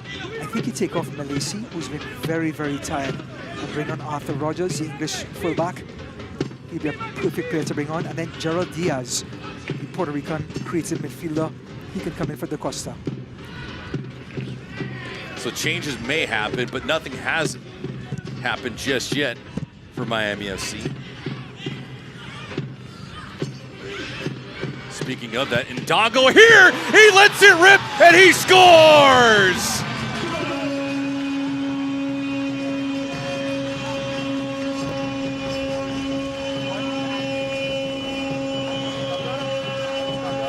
Ndonga out of nowhere settled things down and put himself on a tee. Let that thing rip, and Miami early in the second half has extended their lead to 2. Well, he's young, he's naive, and he plays off approach just so well. Look at the turn, left-footed strike, but they didn't close down quick enough, David. I love the strike, I love the technique, but no, Darcy has to get there to protect his goalkeeper. But what an effort, what technique by Ndonga. And he's versatile, he's quick, he plays on the left side, he plays on the right side. He doesn't stand still for players like No Darcy to mark him. But No Darcy has to get there and put a foot in to prevent that shot. His goalkeeper was left exposed, and this man made them pay. Tywin Ndonga letting things rip, and that was a huge goal, not only for what we were just talking about, getting reinforcements in, fresh legs, but also now you have an insurance marker, so if you do make a mistake, it's not going to burn you severely. He's one of those players like Rocha that got a goal against Jacksonville. Talk about 2 strikers in form. So while this Miami team is trying to manage the game, you have 2 strikers who are hungry, taking every chance that's put in front of them. I mean, what a setup for Coach Mandoni now to finish this match. But 2-0, I'm going to be the one to say it. Most dangerous scoreline in this sport. Just enough for Miami to take their foot off the pedal. Just enough for Rhode Island to throw everything at the wall. Ndonga paying things back to Rhode Island. He was a member of Rhode Island FC before moving over to Miami. His second goal this season gives Miami a 2-0 lead.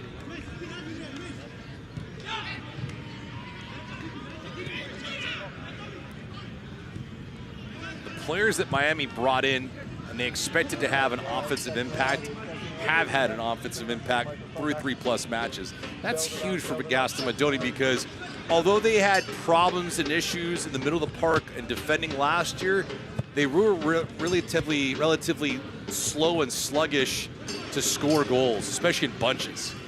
And now that your front man, Locadia, is actually international duty, everyone thought that things may have dropped off the pace. Not so much against Jacksonville, and again tonight for Ndonga and Rocha. They're just to play off each other so well. And they're so quick, David. Here they go again. Back to work they go. DaCosta. Romero, good run. Romero across the grain. Nobody in teal, though, for Miami. The aqua colors a little bit lagging behind. Rocha is apologizing.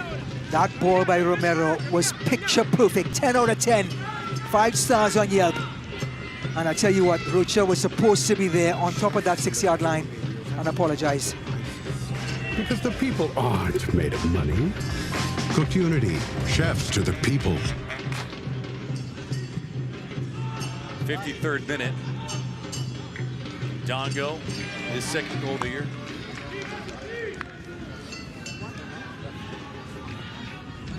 Olstad.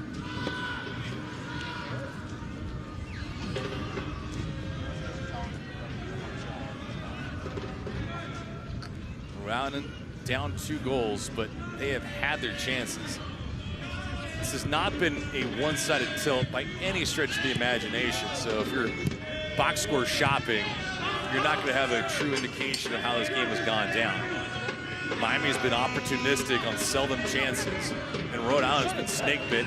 The goalkeeping has been stellar as well.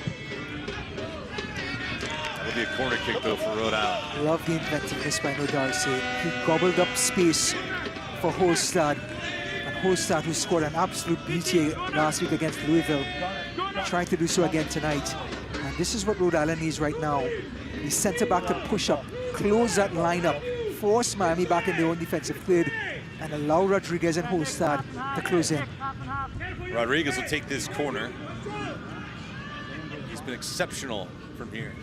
Rodriguez, low line drive delivery, loose, Miami recovers.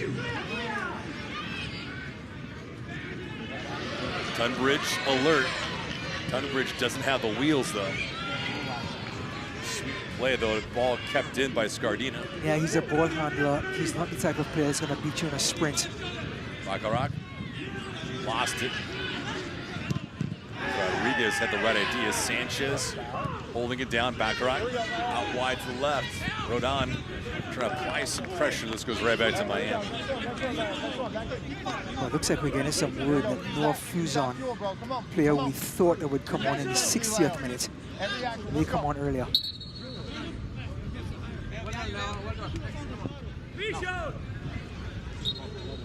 We're going to get the change, just a matter of when. Romero trying to get somebody open, doesn't want to just give this ball away. Don't come out. They don't come out. Go hook, go hook.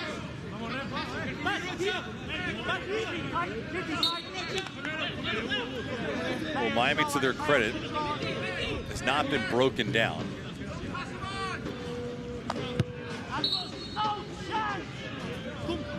Rhode Island, unfortunate.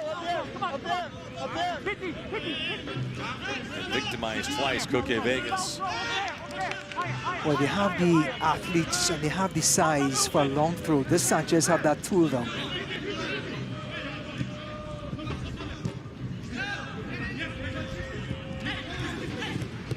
Tunbridge, again, Rhode Island still applying that pressure.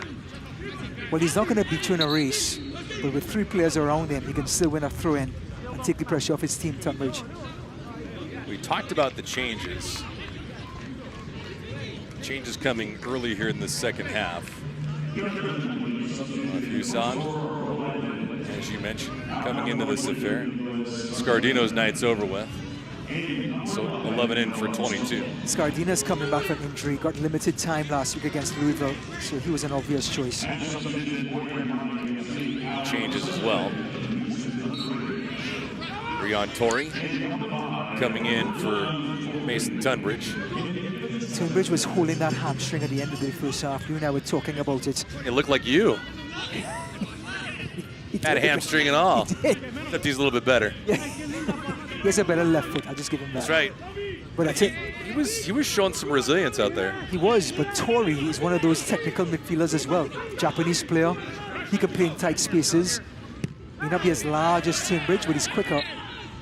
That's a gritty first half, though, for Tunbridge. And then just to make it into the second half, because you're talking about muscles and hamstrings is one of those things you really can't escape. Don't forget, 3rd game in 7 days. It's caught up to him. And he's played all 90 minutes for all those games before. And he's had a big impact in all 3 of them, including tonight. It's not going to show up as an assist tonight, but that was an assist. Oh, yeah, for sure. He completely beat Coca Vegas with that shot, and Rocha was there on the doorstep. And that would have been a humbling goal to surrender if Coca Vegas did get beat on it. DaCosta at a seam. Is it onside? No. Will not have counted. Vegas makes the save for cosmetic reasons anyway. The most delicate of passes, though. It was beautiful by DaCosta. Not his fault. Milesi just jumped the gun a little too quickly. But it gives you an idea when Turnbridge and DaCosta's on the pitch, and you have wide players like Milesi and Romero, they can pick out those spaces for those players as the ball comes inside.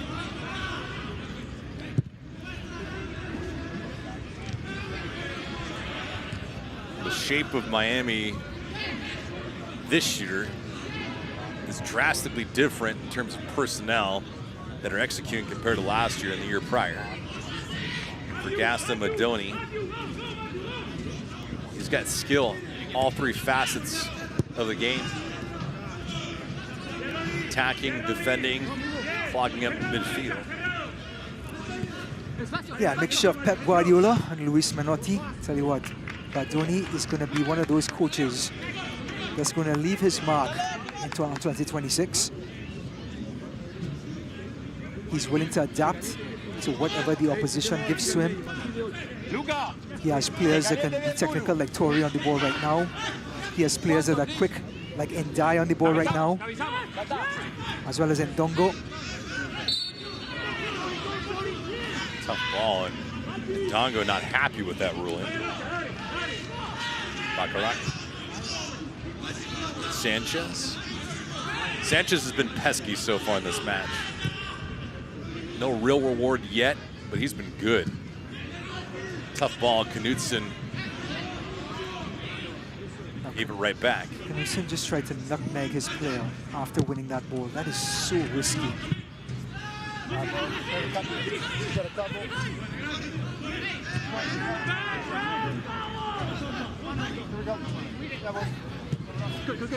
Played through. It's an excellent ball. Vegas comes out. Good stop by the keeper to keep this game afloat. Rocha, who had a step, was onside, looking back at the heaven, thinking maybe I should have done something else with it. Picture perfect. Busso wins the ball in midfield, slips it to DaCosta. Rocha makes the run. DaCosta puts the ball where only Rocha can get it. And Koke Vegas, again, technique, 10 out of 10, leaves that right foot hanging to protect the last post. Postad slipped away by DaCosta.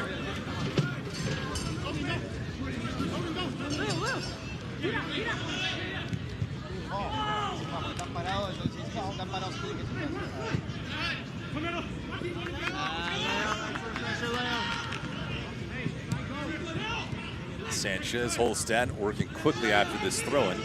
61st minute here from Pitbull Stadium. Holstad across the board, Rodriguez. I don't know if he got a piece of that or not. Let's see. Sees this thing spin away. And Miami fortunate enough here to get the ball back. So there's been one change for Miami. Tori came in for Tunbridge. We're right around that 60th minute mark that you mentioned that we'd see more, Ryan. Yeah, Santiago Garcia, a defender, Colombian defender. He can provide some relief to the back line. And the forward, Alexander Naranjo, USA/Venezuela attacking player.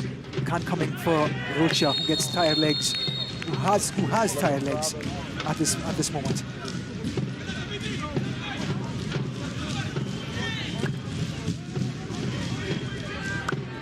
Gaston Madoni's troops have been solid. No sense of panic. But we spoke to a dejected Connor Smith a couple of days ago, and that was after a very, very harsh loss to Louisville, after they matched them step for step after 80 minutes, and then it all fell apart. So many people circled this game on their calendar to get a win in Miami. But things change yearly in the USL. This ball played out wide. Holstad, not a good decision. As the old saying goes, David, this is not your grandfather's Miami. Fair enough. Dongo trying to elude 2 defenders, not just one. But I love it, David. Try it. Why not? Coaches want that inventiveness in the last third. Be aggressive. Do something unrehearsed. Ball played up.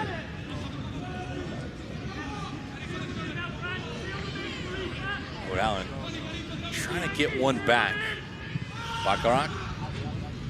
Sanchez. The flip with his left, nobody home.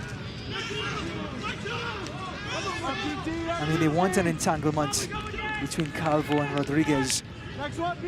Calvo, rather. But they're never going to get that. I mean, the ball is in the air. There's no master. There's going to be some bumping and grinding. That's going to be allowed. No chance for Rodriguez to get a penalty. Shots are 12-6 in favor of Rhode Island, but 4-3 on shots on goal.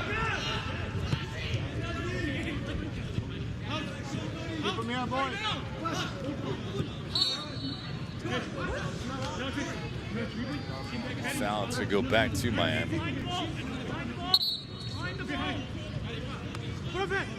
2/3 of the way through this match. And we'll have more changes coming up.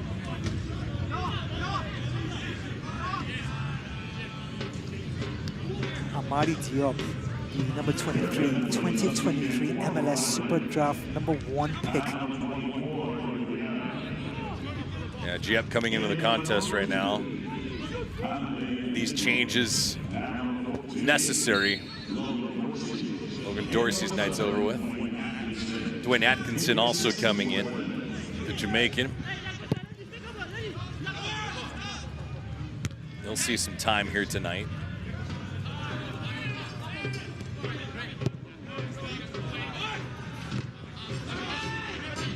Atkinson has scored a goal so far this year.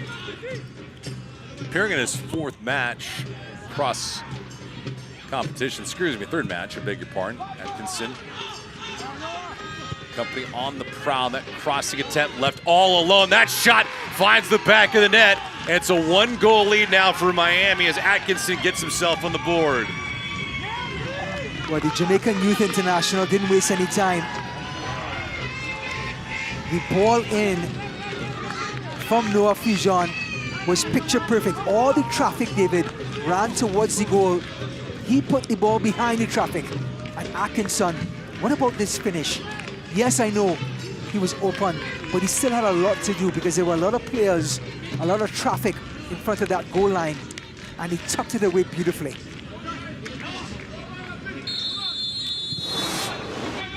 Look at Fusion. He puts it behind everybody else. So as they all go running, look at the finish, bottom corner. His first touch of the game as well. He couldn't even say hello to the ball. First touch, goal, 2-1. Game on. Huge goal for Rhode Island to peel this thing back to a 1-goal deficit. And this goes back to what we mentioned with Ndongo's strike. He made it 2-0, and that was huge for Miami just to get an insurance marker. But a breakdown offensively for Rhode Island now comes back as a breakdown for Miami defensive.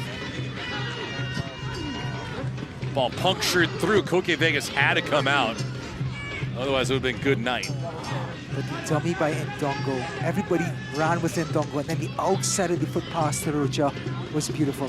Didn't come off, David, but gives you an idea of what this Miami team can do as the weeks wear on.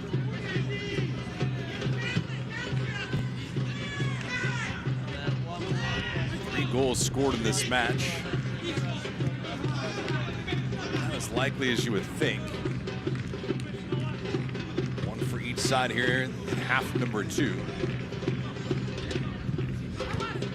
And for Miami, they've looked better in this half. They've also conceded some from this ball airmailed. Well, the confidence of youth, my friend. Yep. It is unbounding. Atkinson scored with his first touch. And now wants to absolutely bust the net with a bullet from outside. Completely miskicks it, but it just shows he's young. He wants to get on the score sheet again. He wants to help the team out. And that's the sort of attitude a coach wants. 23-year-old getting on the board. And a huge lift for Rhode Island. And now Miami's turn flat back. This ball played through. Felipe Rodriguez again came out to challenge. He's had to. But there's too much room for Atkinson to lay the ball for Alonso. Nobody gets up on the Jamaican. It was a great run by Alonso, and it didn't pan out. But I tell you what, they have to get more pressure on the ball than that. And I know they're tired. I know they've played so many minutes in the last week or so. But in order to hold on to this lead, you cannot afford Rhode Island to have so much space for the attacking players or midfield players. Felipe Rodriguez did so a lot in the first half, and he's burning up some clock, so he's issued a yellow card. You only get away with that for so much. I think that's a huge play.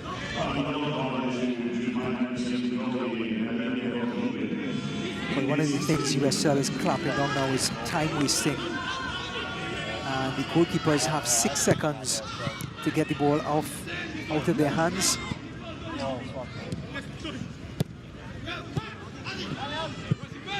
Sanchez with a good ball. Through and around Holstad. Fuson and Wayne Atkinson both in this match. There's a cross. Baccarat. Quick touch. Holstad! Oh, Felipe Rodriguez with 2 hands to punch it out. Again, Miami's sitting too deep. They're allowing Rhode Island to dictate the play, not in midfield, but in the attacking third. And now they're starting to get shots in on goal on Rodriguez, right in front of the 18-yard box.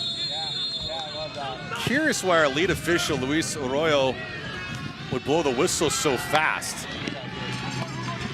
Rhode Island had possession there. An element that he could have allowed for them to continue with that play until Miami took over. Yeah, it does take a little bit of patience from a referee to see if the play unfolds. Chip through into the attacking third. Could be trouble. Vegas with a good stop against Ndongo. Not this time. Don't you love that by Ndongo, though? Yeah. Didn't turn away and look for support. Took responsibility and a fantastic technique to get the best out of Cookie Vegas. Never a bad idea to get a shot. And to have the technique to make a hard shot look easy.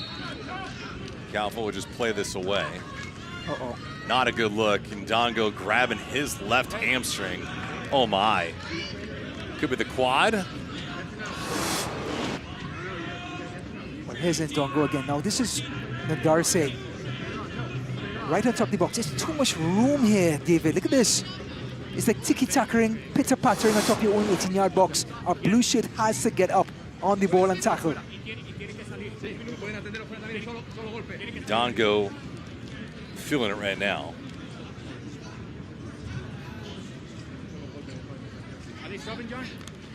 You know, you look at this Miami team, not much to work with in regards to the forward line.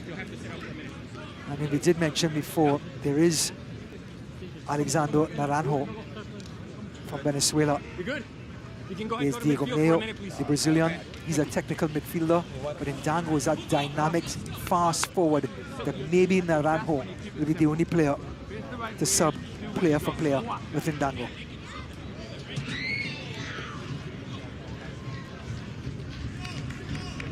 Gutty by Ndongo, 72nd minute.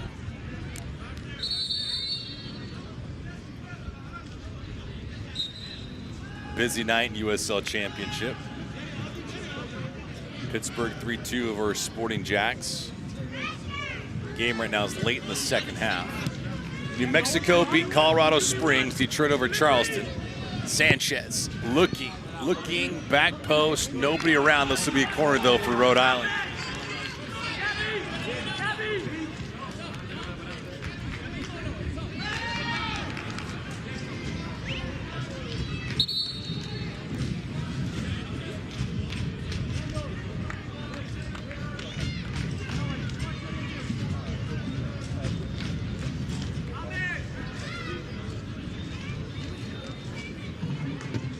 Get some more changes.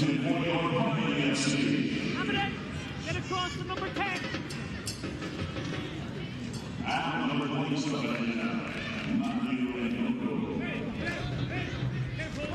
Brandon Bent coming in. Brandon Bent, an athletic defender, excellent with 1v1 situations. Rodriguez here. Good ball with a lot of power on it.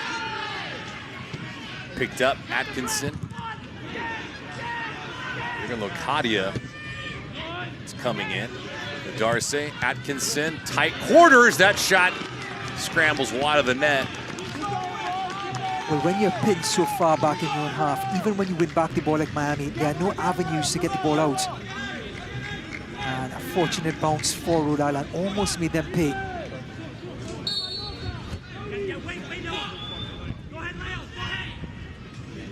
And at this point, I tell you what, David, the tide has changed. We talked about the 2-0 scoreline. They get one back. All the momentum now is towards the Miami goal. Here we go again. Entire technical unit up on the bench for Rhode Island. A good look at Marcos Ugarte. Picking up is Cano Smith, not available tonight because of a red card. Locadia couldn't maintain it. Even though he has fresh legs, Locadia is one of those hold-up forwards. Good ball here, Romero. Locadia out wide to the left. Romero, good hesitation. Romero, good stop by Coque Vegas, but that looked like a handball inside the 18, oh my. Now they're going to be frustrated after appealing for the handball, didn't get it. The question is, how was that missed? I tell you what, Romero is just one of those players that will take chances. He faked the right, got on his left, and clear handball on Stoneman. And that is one that Rhode Island will be very, very happy that they got away with. It's almost like the ball did play the man. You understand that, but you can understand the frustration. Looks like Miami bench, they have collected a yellow card.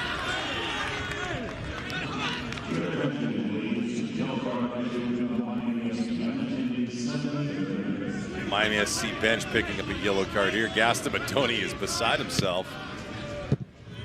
And for good reason. That is a tough call to miss. Yeah, and as a coach, when you see that from the sideline, from where you're sitting, it's hard for when you see no way. Ooh. Well, that should be a card for sure. Alfonso not happy with Felipe Rodriguez. Maybe he thinks he earned it. Not so surprising. This is kind of the... Rodriguez, he is from South America, and they're gonna be the masters of... They are the masters of gamesmanship. The South Americans and the Brazilian and the Uruguayan not agreeing. Alfonso shoving the keeper after what he thought was too much time. Feels like it's on brand for Rhode Island over the last couple of weeks.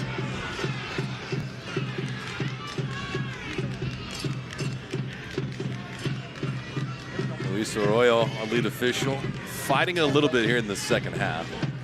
Clear handball from Grant Stoneman that was not called. Alfonso now playing on caution. Fuson with it, bad ball.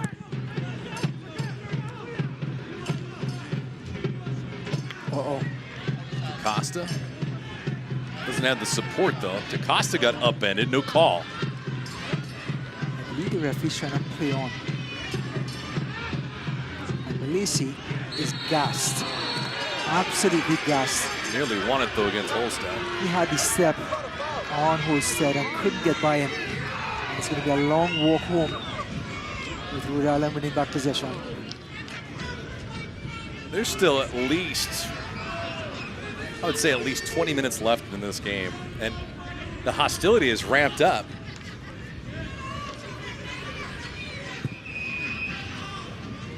There's a healthy amount of venom that has been exchanged from both sides, and another foul here. Locadia, the guilty party.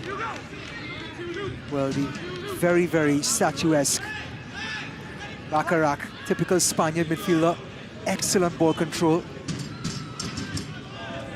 Locadia coming back like any forward should. Got a toe to the ball, but the tackle came from behind.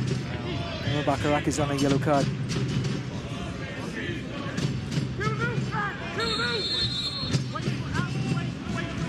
See how Sanchez dials up this free kick. Nearly about 35, 40 yards out. Chip to the right-hand side. Nobody around. Felipe Rodriguez rather careless with that ball. Now this might be a problem here. The whistle went. I believe so. But it looks like Rodriguez went into the back of his own center back. How is this a foul? Everyone for Rhode Island asking the same question. But to the point, if Felipe's going to come off his line like that, you better be darn sure you're catching that. You have, if you're going to come out, you better get there. And if you don't, now there's an empty goal. He's had such a good game, but he has that mentality, that sort of hot shot mentality where he's willing to take chances. He's aggressive, talented, but sometimes some of those chances can leave his back line in trouble if he does decide to come off his line quickly. First half didn't have a lot of action, at least in terms of fouls. Now things have just been ratcheted up. That's tired legs, David. Players now, their positioning is off. It's like this, just lunging. That's an easy yellow card. Torrey with a booking here. Torrey completely out of position, has to just kick out at the player. As the game wears on, more and more fatigue. Look at this. Easy call for the referee.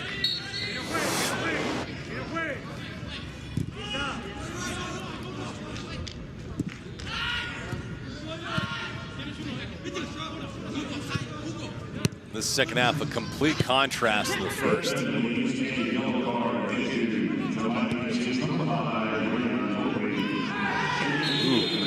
Harsh contact. DaCosta grabs a right leg, and he's in some agony too. Baccarat, he's going to see red immediately. Wow. And that's going to take some of the momentum away. This Rhode Island team was pinning Miami back in their own half. Miami had nowhere to go. Baccarat took a chance. He take that chance in a yellow card. There it is. Ooh. He didn't mean for it, David. He didn't mean for it, but DaCosta got there first. And that means a foot in the chest of the Brazilian. Hard for referees to turn a blind eye to that. Straight red. He's out for the next contest, and for the second time in 2 weeks, Rhode Island loses at least one player due to red. Oof. Now Coach Cano Smith is going to have to dig next week to find a center midfielder with the qualities of Baccarat. And DaCosta, the ageless wonder, is still battling with 10 minutes to go in midfield. But yes, you know when you play this game for so long, you know when to go and you know when to hold. Yes. That's DaCosta at this point. He knows he's not going to do useless running. He knows when to exert himself and when to hold back and just play positioning. And that's why the wily old Brazilian is still on the pitch. Baccarat gonna exit stage left and go to the showers. DaCosta will take his sweet time before getting back to his toes. It's a huge break for Miami, because even with Baccarat elevating his right leg, he didn't make contact to the face of DaCosta. So he got away with that. But the official on the backhand side, Luis Arroyo, has been a bit itchy as of late. Yeah. Yeah, once he missed the ball and he got the player with his foot elevated up towards the chest and head area, it's really hard for referees to not give a card. And now Miami up a goal, also up a player. Now I keep some possession. I mean, make Rhode Island run. Now we kick the ball into the trees. Rhode Island gets back possession if they get the bounce here.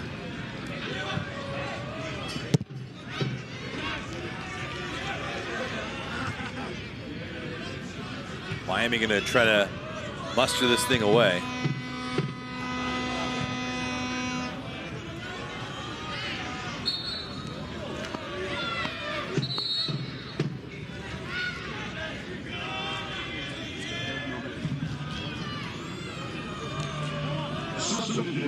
Another change here. This will be for Rhode Island.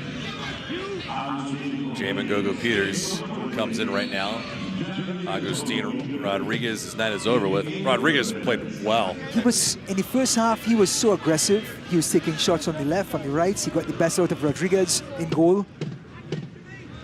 I mean, he really tested. He had an opportunity, though, to really put this game ahead, Rhode Island ahead in that first half, and he missed it.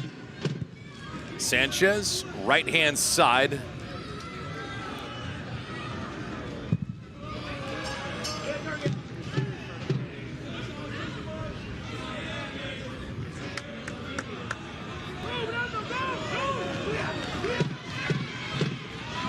High hurdling, but the defense is standing firm right now. Cotty on the pitch for Miami. Dongo, the difference maker. His goal made it 2-0 before Atkinson got one back. Bacharach done for the night with a red card. So Miami with a 1-goal lead and up a player.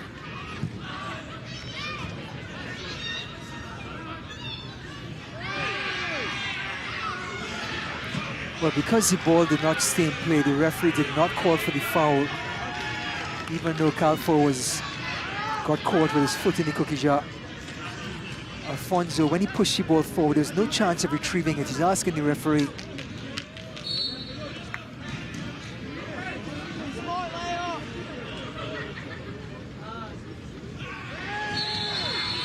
Chippiness continues. You see more yellow here? That's exactly the case. Well, he's had a long, nightmarish night, Malaysia. He's been in such fine form, but he's fatigued. And he just sort of threw himself into the tackle. Again, no legs. When the legs go, the mind goes as well. And Malaysia just lashes out. The Darce and Malaysia exchanging some pleasantries. Malaysia getting that yellow. Left-hand side through. Rhode Island is not going to sit back by any means. Nadarce bent for Miami, gave it away. Atkinson flung over the right-hand side. This one pushed across the left wing. Atkinson has it now. Busan had gone down near the 6. Drive the redirect, Felipe Rodriguez. I don't know if that was going in or not, but full extension, got the right paw on it. It was another fantastic save from the young Uruguayan keeper. Ball driven across the face of the goal, a touch in the right direction. And boy, oh boy, has he been good. Came in here with the reputation of being a shot stopper. He's shown 1v1 defending. He's shown picking crosses out of the air. He's shown his ability to come off of his line in a flash. Shots are 17-8 in favor of Rhode Island. Down a player, but that has not mattered. They have 6 shots on goal. Felipe Rodriguez with 5 saves.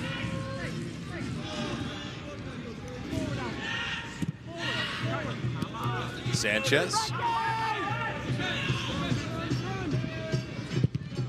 Alfonso.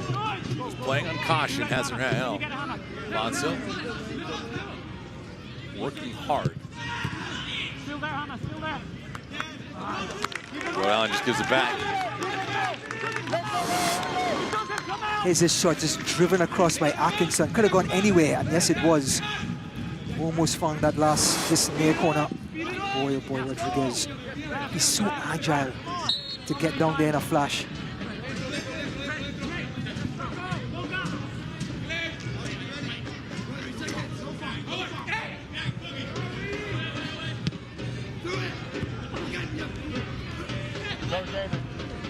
Ball sprung up in the air.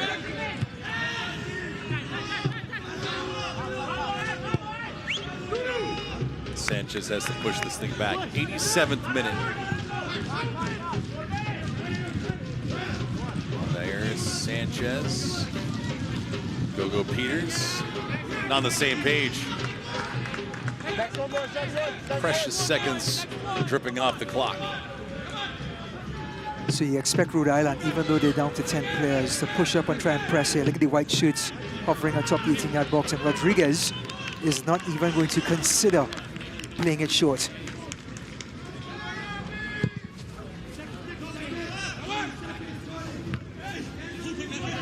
No reason to be creative if you're Miami just yet. Kadia got spilled over.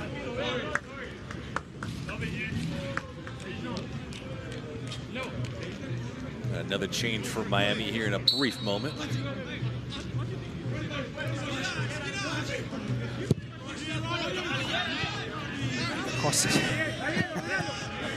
Romero, who's playing right midfield, has completely gassed himself. He's not willing to chase that one. I tell you what, Coach Madoni may bring on a defender for a midfielder and put 5 at the back, or 4 centre-backs at the back rather.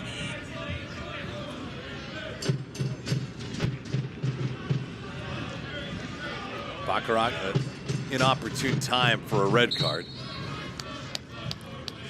Put his team in a bind, and now we have another substitution. Who's going to come into the affair? David, it's going to be a public holiday for the next 4 minutes. The shop is closed as Tulu's about to come in to join the other 3 centre-backs. And Rodrigo da Costa, Brazilian wonder, what a game he's had. Didn't create anything, didn't score anything, but he created space for the rest of his teammates.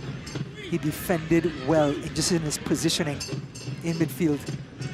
And now the very big statuesque Tulu to provide that defensive reinforcement.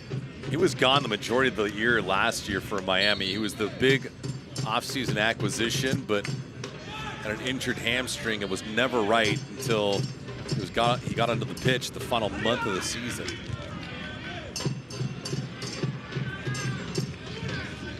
On a flat pass now. 90th minute. We'll keep an eye on our 4th official, see how much stoppage time we have. Ball inside the 18, and that attempt by Locadia is sailing over the cage. Well, I love that the Ruchan company are still trying to score goals. That was really on a platter for Locadia. He raised his head too soon. And when that happens, the ball ends up in the crowd. We'll have our man of the match at the conclusion of this contest. Also our Avianca full-time stats and highlights.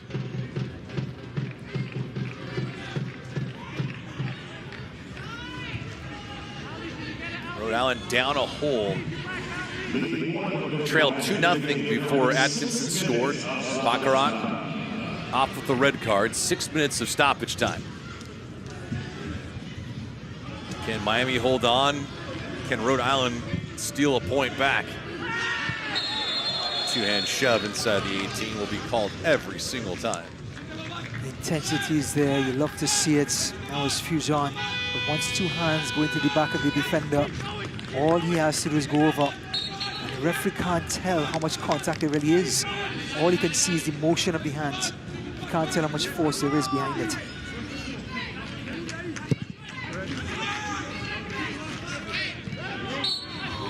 Same sequence that happens to Locadia. He knows it too.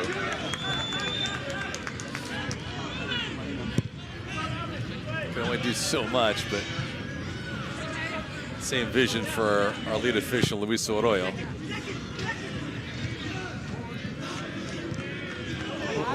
Rhode Island just trying to take advantage of any kind of miscue that Miami provides them. Kadia in a foot race. Coque Vegas a mile out of his cage.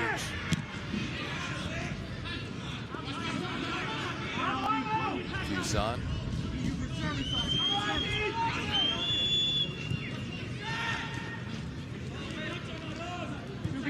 Miami just packing it in.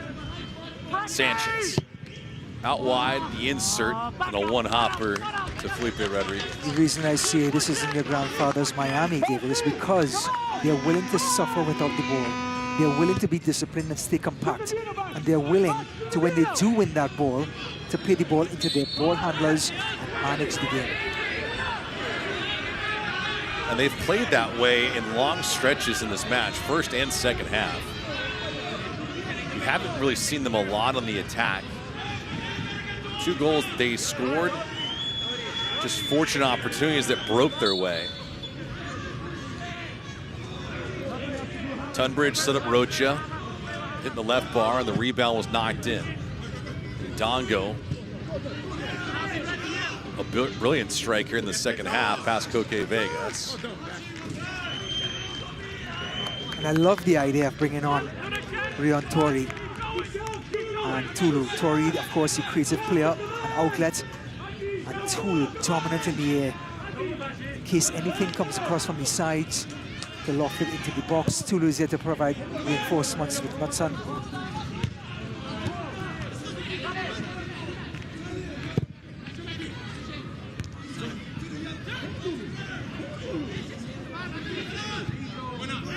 There's Tulu. Had the touch. Had the chase. Let's see if Miami extends right now. Force Rhode Island into some kind of turnover. Sanchez gives it right back. Yeah, that final ball by Sanchez has to be better, especially when you're chasing the game with 3 minutes of injury time to go. And Fujon, he has fresh legs. He came on in the second half. He can have no excuse.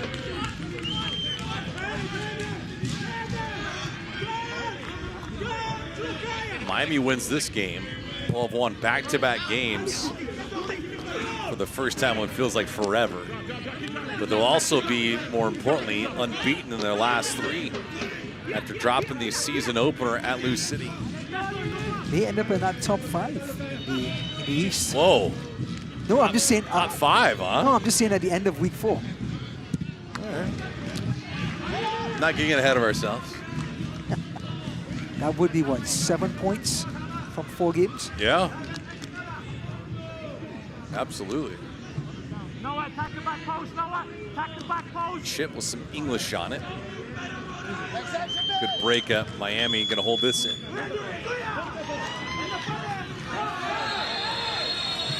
Harsh contact.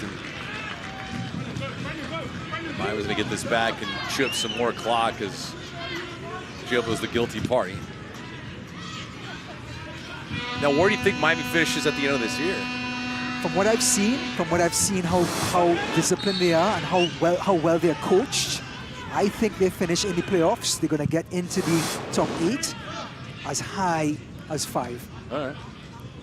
High as 5. I'm going to hold you to that. Yeah, please do. And I think it's only going to get better as they gel.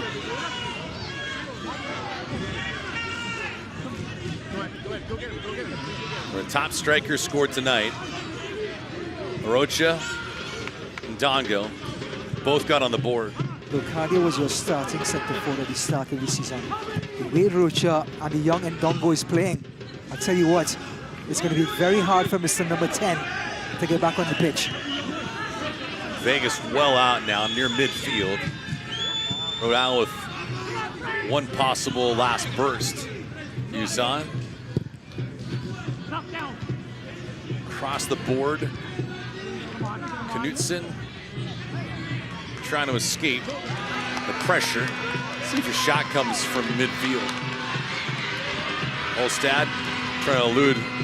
That ball goes right back to Koke Vegas. He'll have to hurry though. One final sequence. Luis Arroyo not even looking at his watch yet.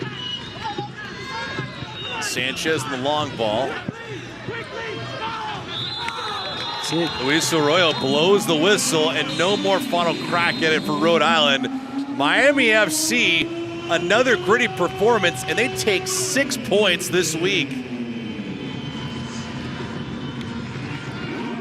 3 points away from home, 3 points at home. This Miami team, under this man Madoni, they're disciplined, they're ball handlers, and they have finishers in Rocha and in Ndongo, and also Locadia, international experience. And look what it means to him.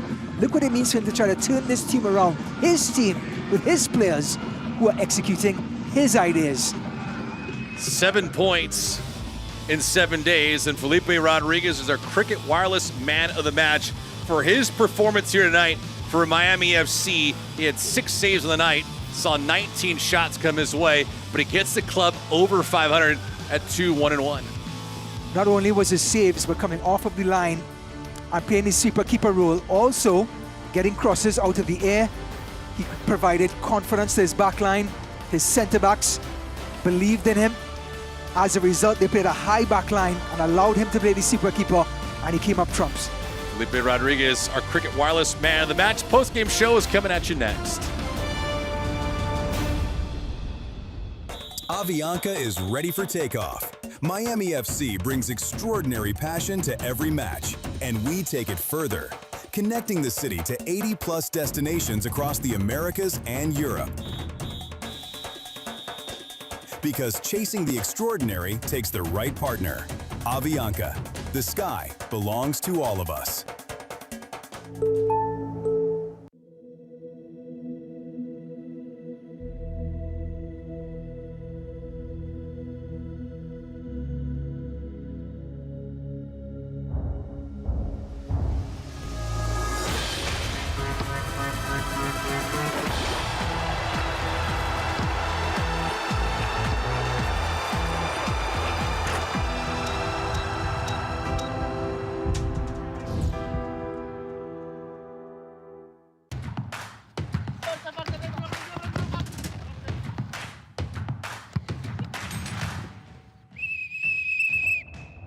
Dealing with pressure is never easy.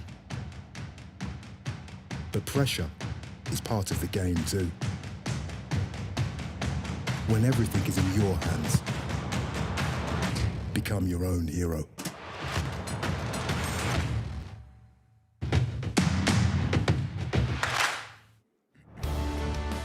Back here from Pitbull Stadium, Felipe Rodriguez, Jurgen Locadia, having some smiles, having a few laughs. Miami wins it. 2-1 is the final score. With Ryan Davis, I'm David Gascon. Ryan, time for our full-time highlights presented by Avianca. And it was a seesaw affair, especially through the first 45. But it got chippy as the night moved along, too. Well, tired legs for this Miami team. But this man, Turnbull, outside of the foot, beats Koke Vegas. And there's the Colombian Rocha scoring 2 goals in 2 matches to give the home side a valuable 1-0 lead. Yeah, it was all set up. Tunbridge with an excellent shot off the left bar. 40th minute, though, Felipe Rodriguez's number was called. Sweeping move, Sanchez to Dorsey. He couldn't find the power, but Rodriguez, again, acrobatics. Closing minutes, Alfonso here in a partial break. Right side, but Rodriguez again came up large. Dorsey again pulling the strings, but again, Rodriguez, that angle, that technique, stopping Alfonso. Donga with a sweet service to himself, settles it down, and a missile top right-hand corner. It unfolded so quickly, and Dorsey couldn't get there, but the technique by the youngster, impeccable. 65th minute, the changes for Rhode Island were executed nicely. 2 breakdowns for Miami defensively, and Atkinson gets himself on the board. First touch for the young Jamaican, and boy, this game went topsy-turvy from here on in. 67th minute, Holstad's turn, that time denied by Rodriguez. It was one of his 6 saves on the night. 80th minute. Miami playing it too safe, and I tell you what, Baccarat is unlucky here. He never attempted to kick the Costa, but he arrived there second, got the second yellow. 85th minute, Rhode Island still trying to get an equalizing goal through the 18, and Felipe Rodriguez full extension there, his final save. Full-time stats. 20 shots by Rhode Island. Most of these shots were Miami kept them in front of them, so the shots came from outside, but he had 2 1v1 saves to win this match for Miami. That's how good Rodriguez was. Possession-wise, again, tired legs. They gave it up to Rhode Island, but they were so disciplined defensively, David. That was the impressive part of this Miami team. Tell Grandpa it's a whole new side. Both these teams get Hartford next. Rhode Island falls to 0-2-1 on the season. They get Hartford on April the 1st. Miami FC gets Hartford next on April the 4th. They improved their record to 2-1-1 on the season, and that is good for 7 points. That'll do it here from Pitbull Stadium in Dongo.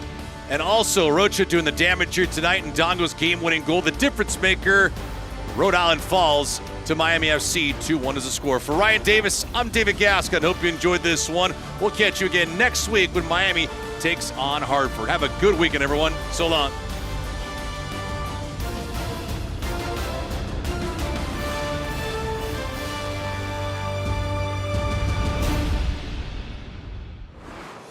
This copyrighted telecast of the United Soccer League cannot be retransmitted, rebroadcast, or reproduced without the express written consent of the United Soccer League.